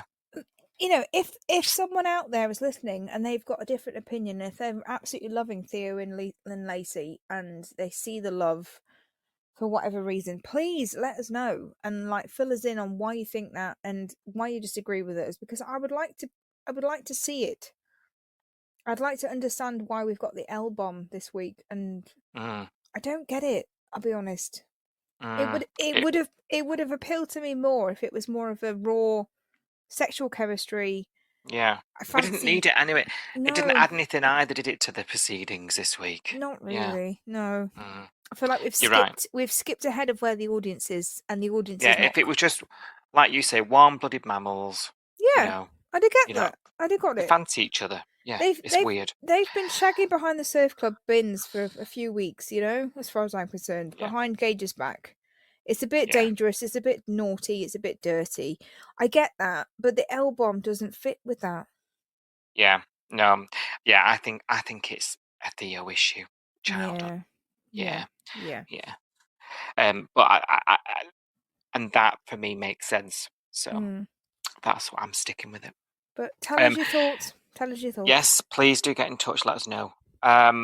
I know I said this before, says Brianna, but I would like to see Eden pregnant on even maybe a baby storyline starting end of the year, and maybe Eden opening up to the idea. Also, Cash and Eden's wedding, seeing how traditional Eden might actually go. I feel like her personality and her look has become somewhat more softer as she first started. I feel like she was less rock chick now and more Summer Bay vibes, and I kind of miss the old Eden. And that's the end of Brianna's email. Thank you That's very interesting much. because she's saying she's missing the old Eden rock chick, but she wants to see her having babies, and I think the two of those things are not compatible. Yeah, well, she's saying see how far she goes. She's softened up as she's gone on. She even admitted it this week, actually, when she was announcing her engagement, wasn't she? In Seoul, she was chatting to who was she chatting to? It was Wasn't it Tane Matt? and Harper. Oh Tane and yes, Harper, and she said, and she was like, I know I'm so uncool. uncool now. Yeah. She said, but I kind of like it. That does show us some sort of character difference to the Eden we did see when we arrived. She has got a point there. Yeah. But I think see with what do we need? What do we want? Do we want the old rock chick Eden back, or do we want do we Mumsy? want a knee deep in baby sick? Good question. I'd prefer the rock Good chick. question. Rock chick, live life now while you can. The world's on fire. That's more exciting to me, especially because we've already got babies with Mac and Levi, babies with Harper and Tane. I think babies is covered. Yeah. Yeah. There we go. Fostering Rihanna kind of wants it. So, yeah. Thanks for your email, Rihanna. Keep them coming. Love to hear from you. Now we've got another email. Got another email for you. Got another email. This is from Emma. Hello, Emma, regular emailer. Thanks for getting in touch. Howdy, guys, she says. First thing, cast your mind back 9 years. Oh, 9 years, Sophie, right? Jesus. It's pretty late on a Friday night here, but we'll try our best. I don't remember yesterday. But there we go. She says, when the Morgans arrived in the bay, the family were in witness protection. I do remember. I remember this. This is iconic. However, last week Justin was hardly helpful regarding Lacey and her witness protection, telling Theo everything that Cash told him.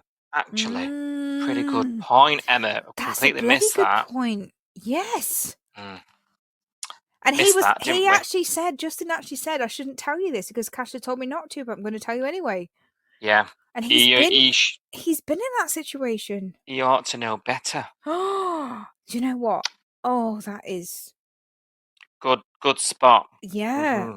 Oh, I'm sitting back, kicking the slippers off now, thinking about this. Yeah. Yeah. She goes on to say, however, last week he was hardly helpful regarding Lacey in witness. Oh, I've read that. I understand Theo and his argument with Leah, plus much safe with bodyguards above the diner. Surely Justin has explained to Leah about his time in witness protection. With Theo having the bodyguards and not being at home is actually a good thing, protecting Justin and Leah. However, I'm sure the flat above the diner must look very odd with two heavies standing outside and protecting Sonny and Theo. I think it was 4 at one point. I counted them through the window. You kept seeing the window and you kept seeing shadows of people, and I think there was 4 at one point. Yeah. But just why hasn't Justin said to Leah, look, separate from it's our safety as well, and if he's there and he's secluded, nobody else, it's a good point. Also, why is Harper going round saying that Dana is Sonny's girlfriend? I think they've only kissed twice. We do like to get ahead of ourselves with the relationships in Summer Bay. Yeah, I also think that they are not yet a couple. They are a potential couple that have kissed twice. And that Sonny and Dana are not a couple, and also Lacey and Theo are not in love. But there we go. No. Who knows what love is anymore? Lust. I believe the lust. I believe in a thing called lust. Yes. Yes. To paraphrase, just listen Justin to the rhythm Hawkins. of your banjo.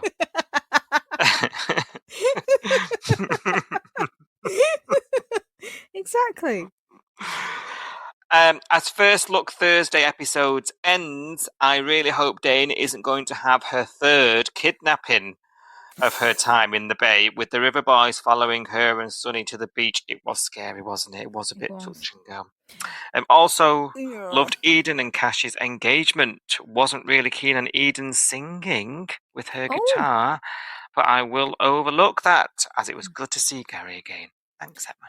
That's interesting, because I actually enjoyed the Eden singing more than I enjoyed the Kirby Remy thing. Yeah.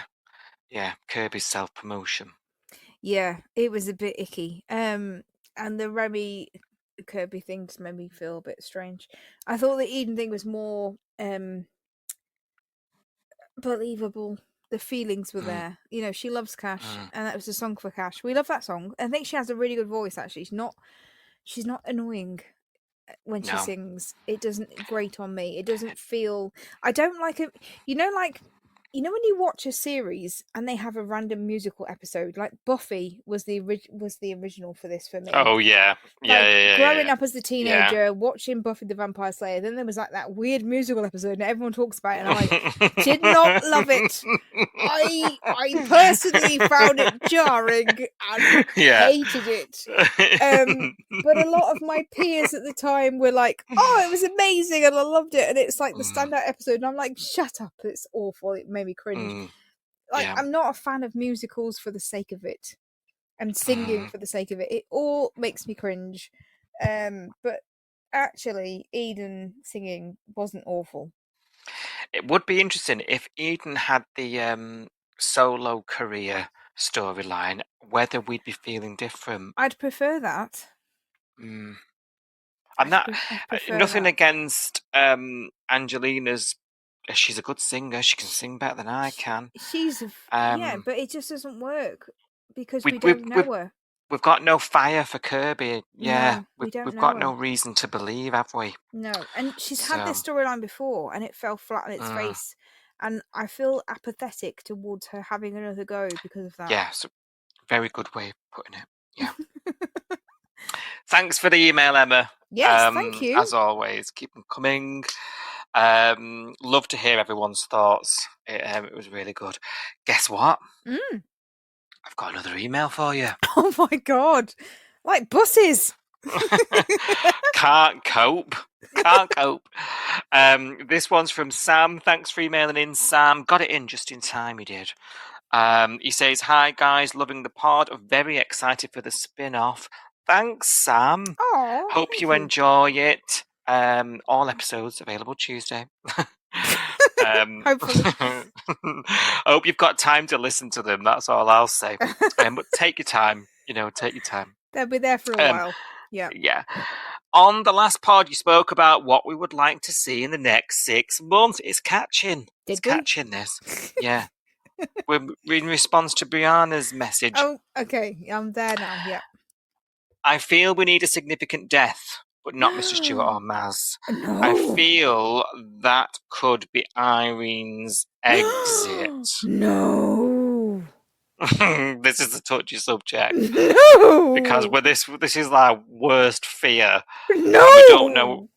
We don't know how we're going to function if that is the case. No, I'm not ready.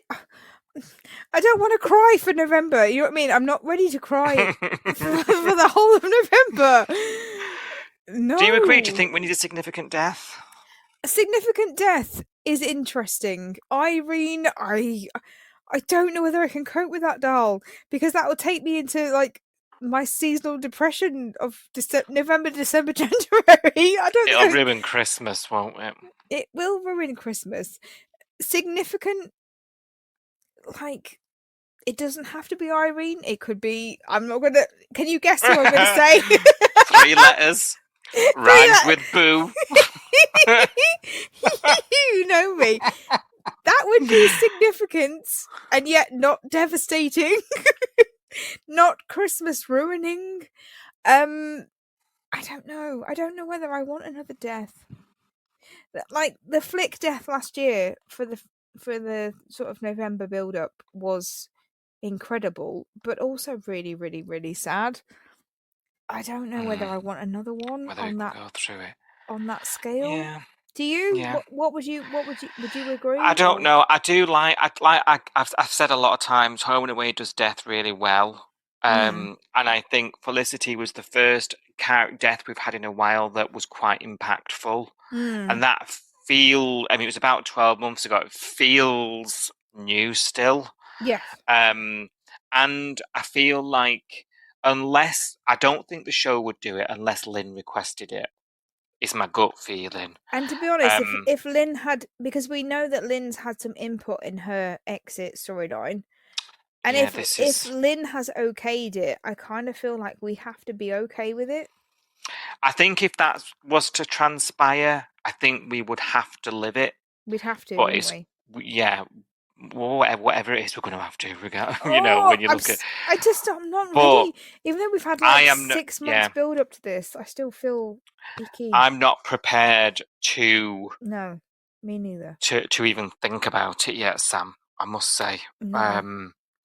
You and I have tried. You and I offline have tried to discuss this, haven't we? We've tried to discuss an exit, and we've not even barely managed to scrape the surface because you and I don't want to acknowledge that this is going to happen, even though we've had weeks of build up of this. It's going to be interesting because we're sort of careering to July here. We're only a few months away from sitting down in this very spot and having to talk about whatever it is, this exit. Yeah. And I can't picture it yet. I still can't picture us having to do it. No. That sounds really dramatic. No, I think it's true. I'm sort of, whether she dies or not, I'm going to have to grieve this character. Yeah, because she's leaving. We're never going to see her again. So whether she goes out in a box or whether she goes out on a happy storyline or whatever, we are still going to have to come to the fact. Yeah. Come to terms with the fact that she's not going to be there. Yeah, and it's a tough one to swallow, isn't it? It's very tough.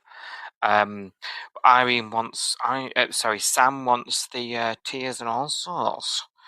There'll be tears regardless whether she walks away happy or sad or in a box. I think I will cry regardless. Yeah, same. It's the end of It's going to be an interest. I just can't imagine having to talk about it, to be honest. That sounds really corny, but it's a genuine feeling, And I've given myself a talking to and told myself, you've got a couple of months. You need to shape up, lad. I think you and I have had this dialogue for a few months now because we were talking about this like earlier in the year when this news broke, and I was saying to you, we have to prepare ourselves for her leaving. In a box. Yeah. We have to get ahead because that's the potential. Yeah. We don't know what's going to happen. No. We don't want it, but we've had that conversation that we've had to prepare ourselves for that, and it's really hard. It is. Yeah. Oh, I know that sounds really sad. That sounds super sad. But we love it. It does, but like I don't know. Imagine the hours we've spent with her through all our lives. I was a child. We were, like, before the age of 10 or whatever. Yeah. Yeah. It's going to be a massive turning point for the show. Put it that way. Yeah. If so, it would be nice to maybe see Damo and Finn pop back. I think we've mentioned that as well, haven't we? And what the logistics of that would look like. But yeah, regardless, I think some sort of, because that's a common theme amongst us long-term viewers, isn't it? Yeah. About her not seeing her family. I'd like them to do a Home and Away Plus, which can be more adult themed with fights, some mild swears, and a bit of steamy hey ho. Not suggesting this is pervy way, just feel it could give it a grown up gritty realism. I would also like the producers to trust the audience more. We can handle more than 1 or 2 storylines per episode. Much love, you flaming glass. Thanks, Sam. Yeah. Do you know what? Remember when they used to do especially now I've got the River Boys back, because the River Boys had the River Boys special.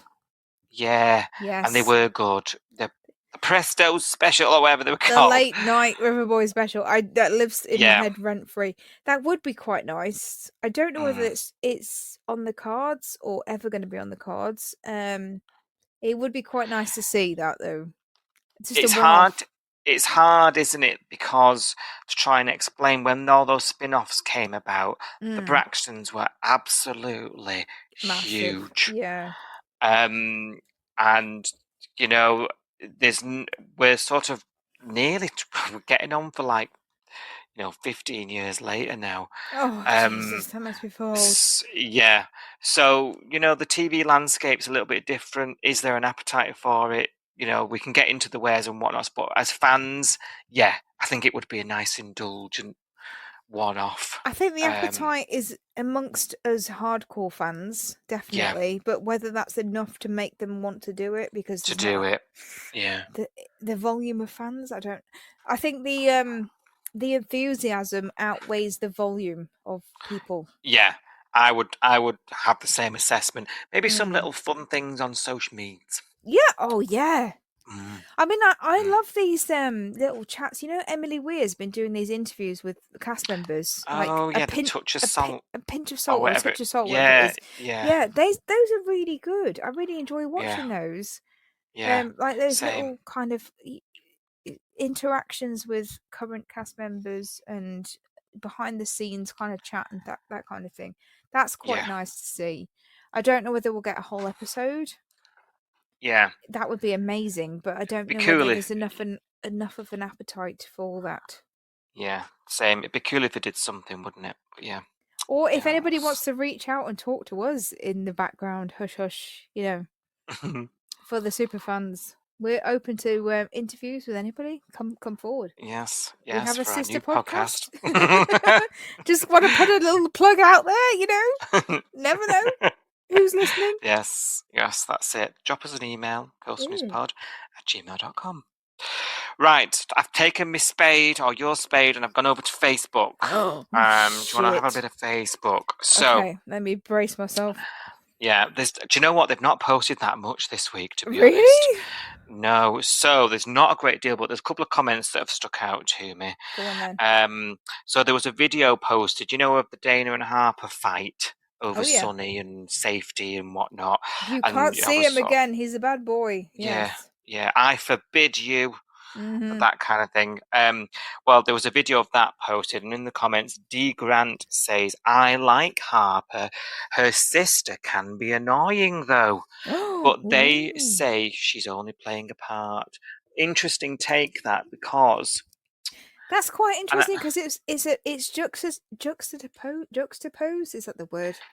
Yeah. Juxtapose to the normal position on Facebook, which is love Dana, don't like Harper. Yeah. Facebook is famously anti-Harper, let's face it. For whatever reason. That's this is why I've chose it. There's another comment underneath from Karen that says, "There's Dumb and then there's Dana. How the hell did she become a nurse?" And my question to you is the tide turning on Dana here? As Harper starts to build and you know, mothball her fans, does that mean the tide will turn on Dana? Is there only space for? Do you know what I mean? It's interesting to think about, isn't it? Right. Okay. I have some input on this, because cast your mind back when I was doing Your Son the Bay, when the Matheson sisters first arrived, Harper actually was the forerunner of the favourites. Do you remember this? Right. Yeah, you're right. Yeah, a while ago. Cast your mind way back. Yeah. When these girls first came on screen, Harper was the favourite, and everybody was slagging off Dana because she was in this relationship with this guy, and he was dangerous. He'd caught her up in all this drug storyline, and she was still texting him. Do you remember? She was supposed to be. Harper had taken her time off from her day job. She'd relocated them to Irene's house, where she thought they were safe, and yet behind her back, Dana was going out the window, meeting up with people in the bay when she shouldn't have been doing that. She was texting her ex-boyfriend.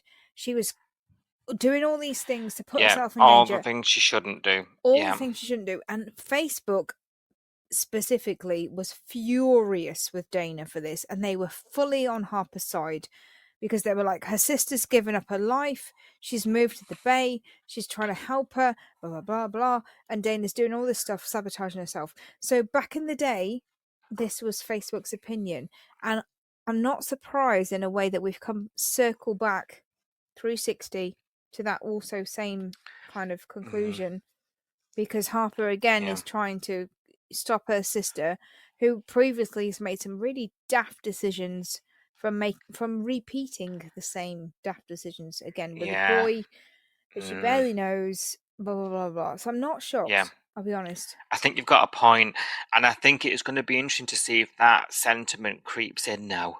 Yeah. It's anecdotal, isn't it? A couple of comments on it, but it's interesting to sit. Let's keep our eye on it and see if that starts to. The problem is, in the mothball. meantime, is that Dana's got more popular and Harper's got way less popular. So has that affected how we look at Dana now and the storylines now? Have we forgotten that she was a bit of a galah with the ex-boyfriend? Have we forgotten that Harper was actually? I think so. The I've erased all. Harper was the hero of the story when she first she came was. in. She sacrificed and everything. And now she's a villain. Unfortunately, she lived long enough to become the villain and the Batman quote and whatever. But it's true, isn't it? Yeah, definitely. Do people remember that? I don't know. It's fascinating. It is interesting. That's why I chose it, because I thought interesting. It is. Interesting. Jean, however, says Harper's nearly as bossy and controlling as Leah. So there's still some balance. Wow. And then somebody else replied, another Jean, not the Jean above, says no one is as controlling as Leah. I would potentially agree with that, yes. Harper comes a close second, though. They have similar traits, don't they? But Leah, I mean, you opened my eyes to Leah, but I feel like I ruined Leah for you, but yeah, you did, because she was my fake name. You know when you meet somebody in a bar or whatever on a train, and you don't want. They're like, "What's your name?" And I'm like, "I don't want to give you my real name because So I always say Leah. That's my fake name. And it is literally based on Leah from Home and Away. And now I'm like, do I want to be Leah? Do I want to be that? She's not very popular. But I thought she was awesome before I met you. Oh, no. I know. Maybe we can make that next year's role to try and fall in love with Leah again. Okay, we'll try. We'll give it a go. For some balance, I've got Severine Florentine, great name. I love Harper's yelling at Dana about her decision to get involved with Sonny. She repeatedly threw herself at Tane, knowing he was still in love with Felicity and in mourning, so she has no place to give an opinion. Go for it, Severine. I mean, cannot deny any of that. Fully on board with all of those points. I indeed. So that's all I've got for Facebook. Interesting. Facebook gave us something to think about. Not often that happens. Love it. I'm noticing a little bit more chat on the threads as time rumbles really? on. So I've had a bit of a look. Jonathan at Johnny Muzz says Theo is lucky he hasn't been arrested for the street racing and illegal car park stuff. He's being completely unreasonable to Leah and Justin. That's true. I'd forgotten about the fact that he's actually a crim. Yeah. Good point. And he's completely gotten away with that in his part in that. I guess that's part of the deal, though. If you testify, maybe against someone that's worse than you, your charges against you get dropped. Yeah. Sometimes and will he be up for those at some point? Especially now he's lay about in the bush, lying on the floor. Yeah, doing F all. Yeah, who knows? Yeah, good point. Also on threads, Ishanim says, good grief, why are there so many stupid people in Summer Bay? Theo and Lacey deserve everything coming to them. Pure stupidity! Exclamation point. I feel like they have read our WhatsApps this week, because I don't think I think I said something quite similar to you, that I said something like, is Lacey this thick? Really? Is she really this thick? And you were like, bear with it, because you'd already watched the episode that I was watching, and you said bear with it, and I did, because it was the one where she was like, oh, I've decided not to testify because I'm scared and blah blah blah, and then obviously Theo gets kidnapped, and it's become really obvious that Gage might walk now, because there's no real he said, she said, he said even. And then she's like, and I texted you and I said, if she doesn't step up and say, I'm going to testify now, then she's thicker than I thought she was. And luckily, within 30 seconds of me saying that, she went, oh, can I testify, actually? Can I? And I was like, oh my God, thank God. So I don't think I could have took another minute of that because I was I like, know. seriously. It was horrific. Yeah. I mean, I already got irate on the main pod about that. You were like, give it a minute. And I was like, okay, I will. Hang on. I was kicking off until that. Yeah. Because you'd already watched it. And I was like, I'm not happy. And you were like, give it a sec. And I was like, I will try. But I'm, you know, I think that's where this comment's coming from. It was frustrating. Yes. I get it. Definitely. I totally get it. Like, yeah. Yeah, definitely. Yeah. Over on Twitter, now there was a big reaction to the engagement party, and Gary, as you'd expect, Mr. David said that Gary, love Gary, can't not love him, busting some moves. Nina says Gary busting the moves, yes. Julie says the same, Gary busting some moves, everyone busting. Everyone knows the moves. I also noticed the moves, I have to say, FYI. You couldn't miss them. I'm almost booking a flight back to Sid because of the moves. Oh, really? Yeah. You noticed them that much? That much. Yeah. Like DILF level? Like, so mega DILF level. Watch out, Gary. Sophie's on the way. Megadolf. Megadolf.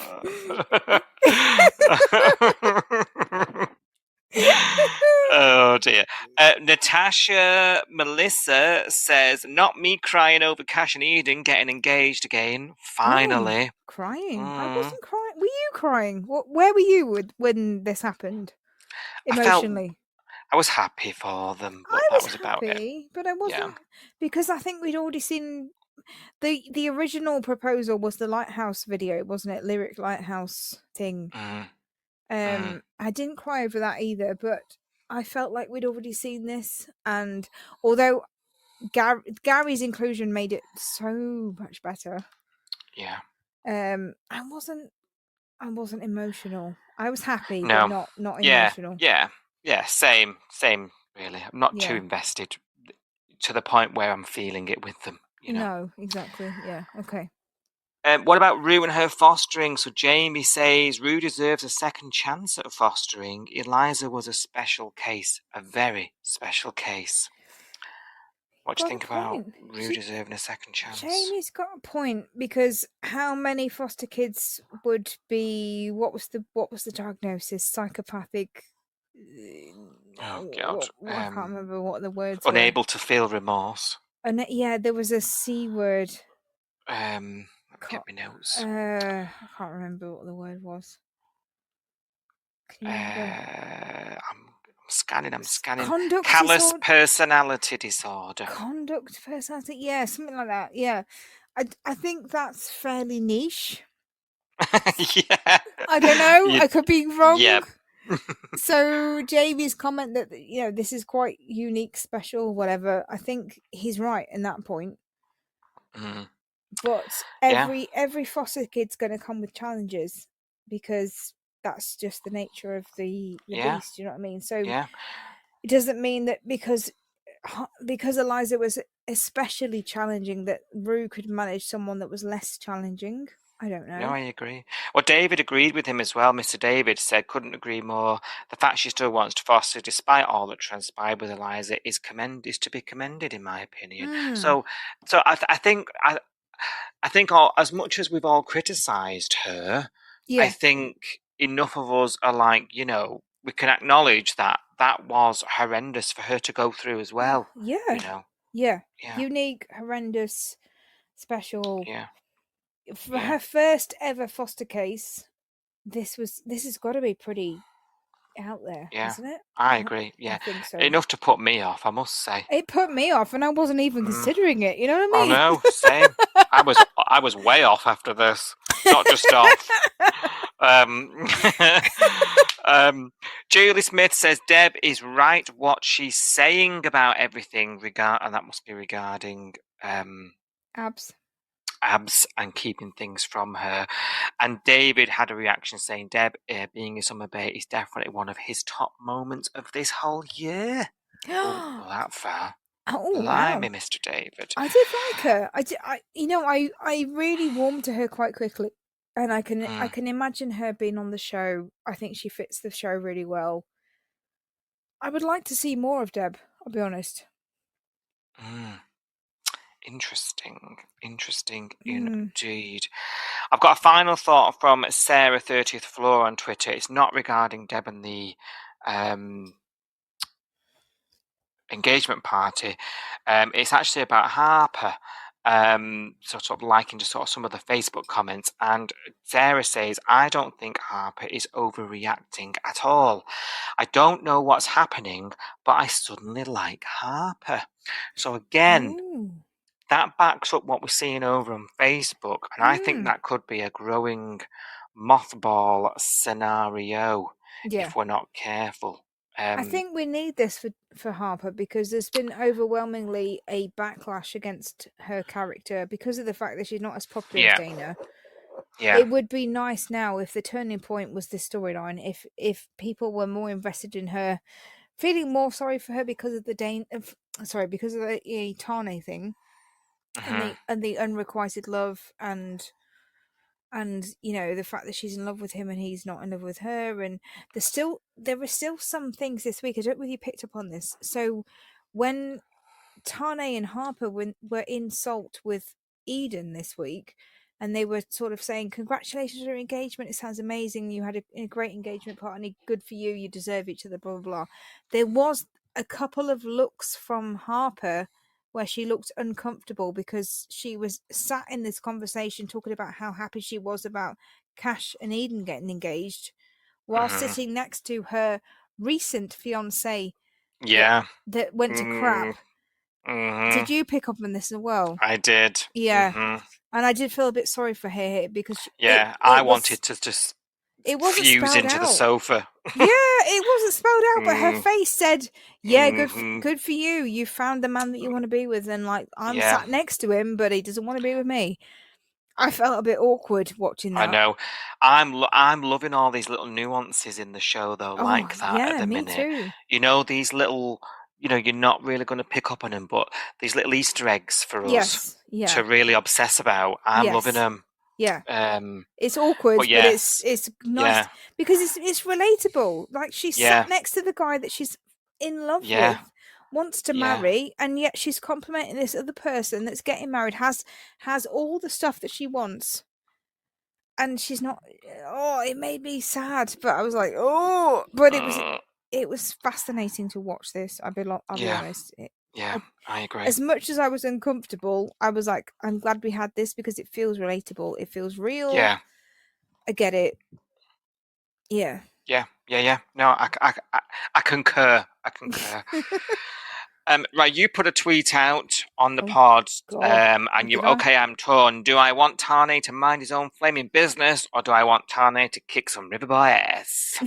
And you asked people for their thoughts, and Mr. David was saying, kick the Riverboys into touch and go to New Zealand for a couple of months, please. Right. Bug off, doll. Yeah, I'm into that.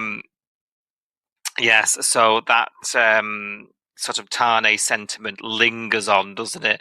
Last couple of tweets now. Jamie says, Theo was in his mid-20s and at it with his girlfriend. Why would you want to come back and live with your sour face? Your moussaka isn't that good. Don't know. I'm going to try making it next week. I'll let you know. I've made moussaka before, and it was one of those where it's like an hour and a half to make it. I know. Five minutes to eat it, and it wasn't worth the effort. I know. Chris made me do it with potatoes instead of aubergines. And, I've done both. I had loads of adjustments. I've done the herbs and I've done the potato version as well, and both times took me nearly 2 hours to make it and 5 minutes to eat it. And the resounding compliment I got was, it was fine. Well, do you know what? Next time you can go down the diner and get your own. Get a bloody Domino's, mate. Fuck off. Yes. Please take the time to like, subscribe, and review Coastal News wherever you source your podcasts and ensure you never miss an episode.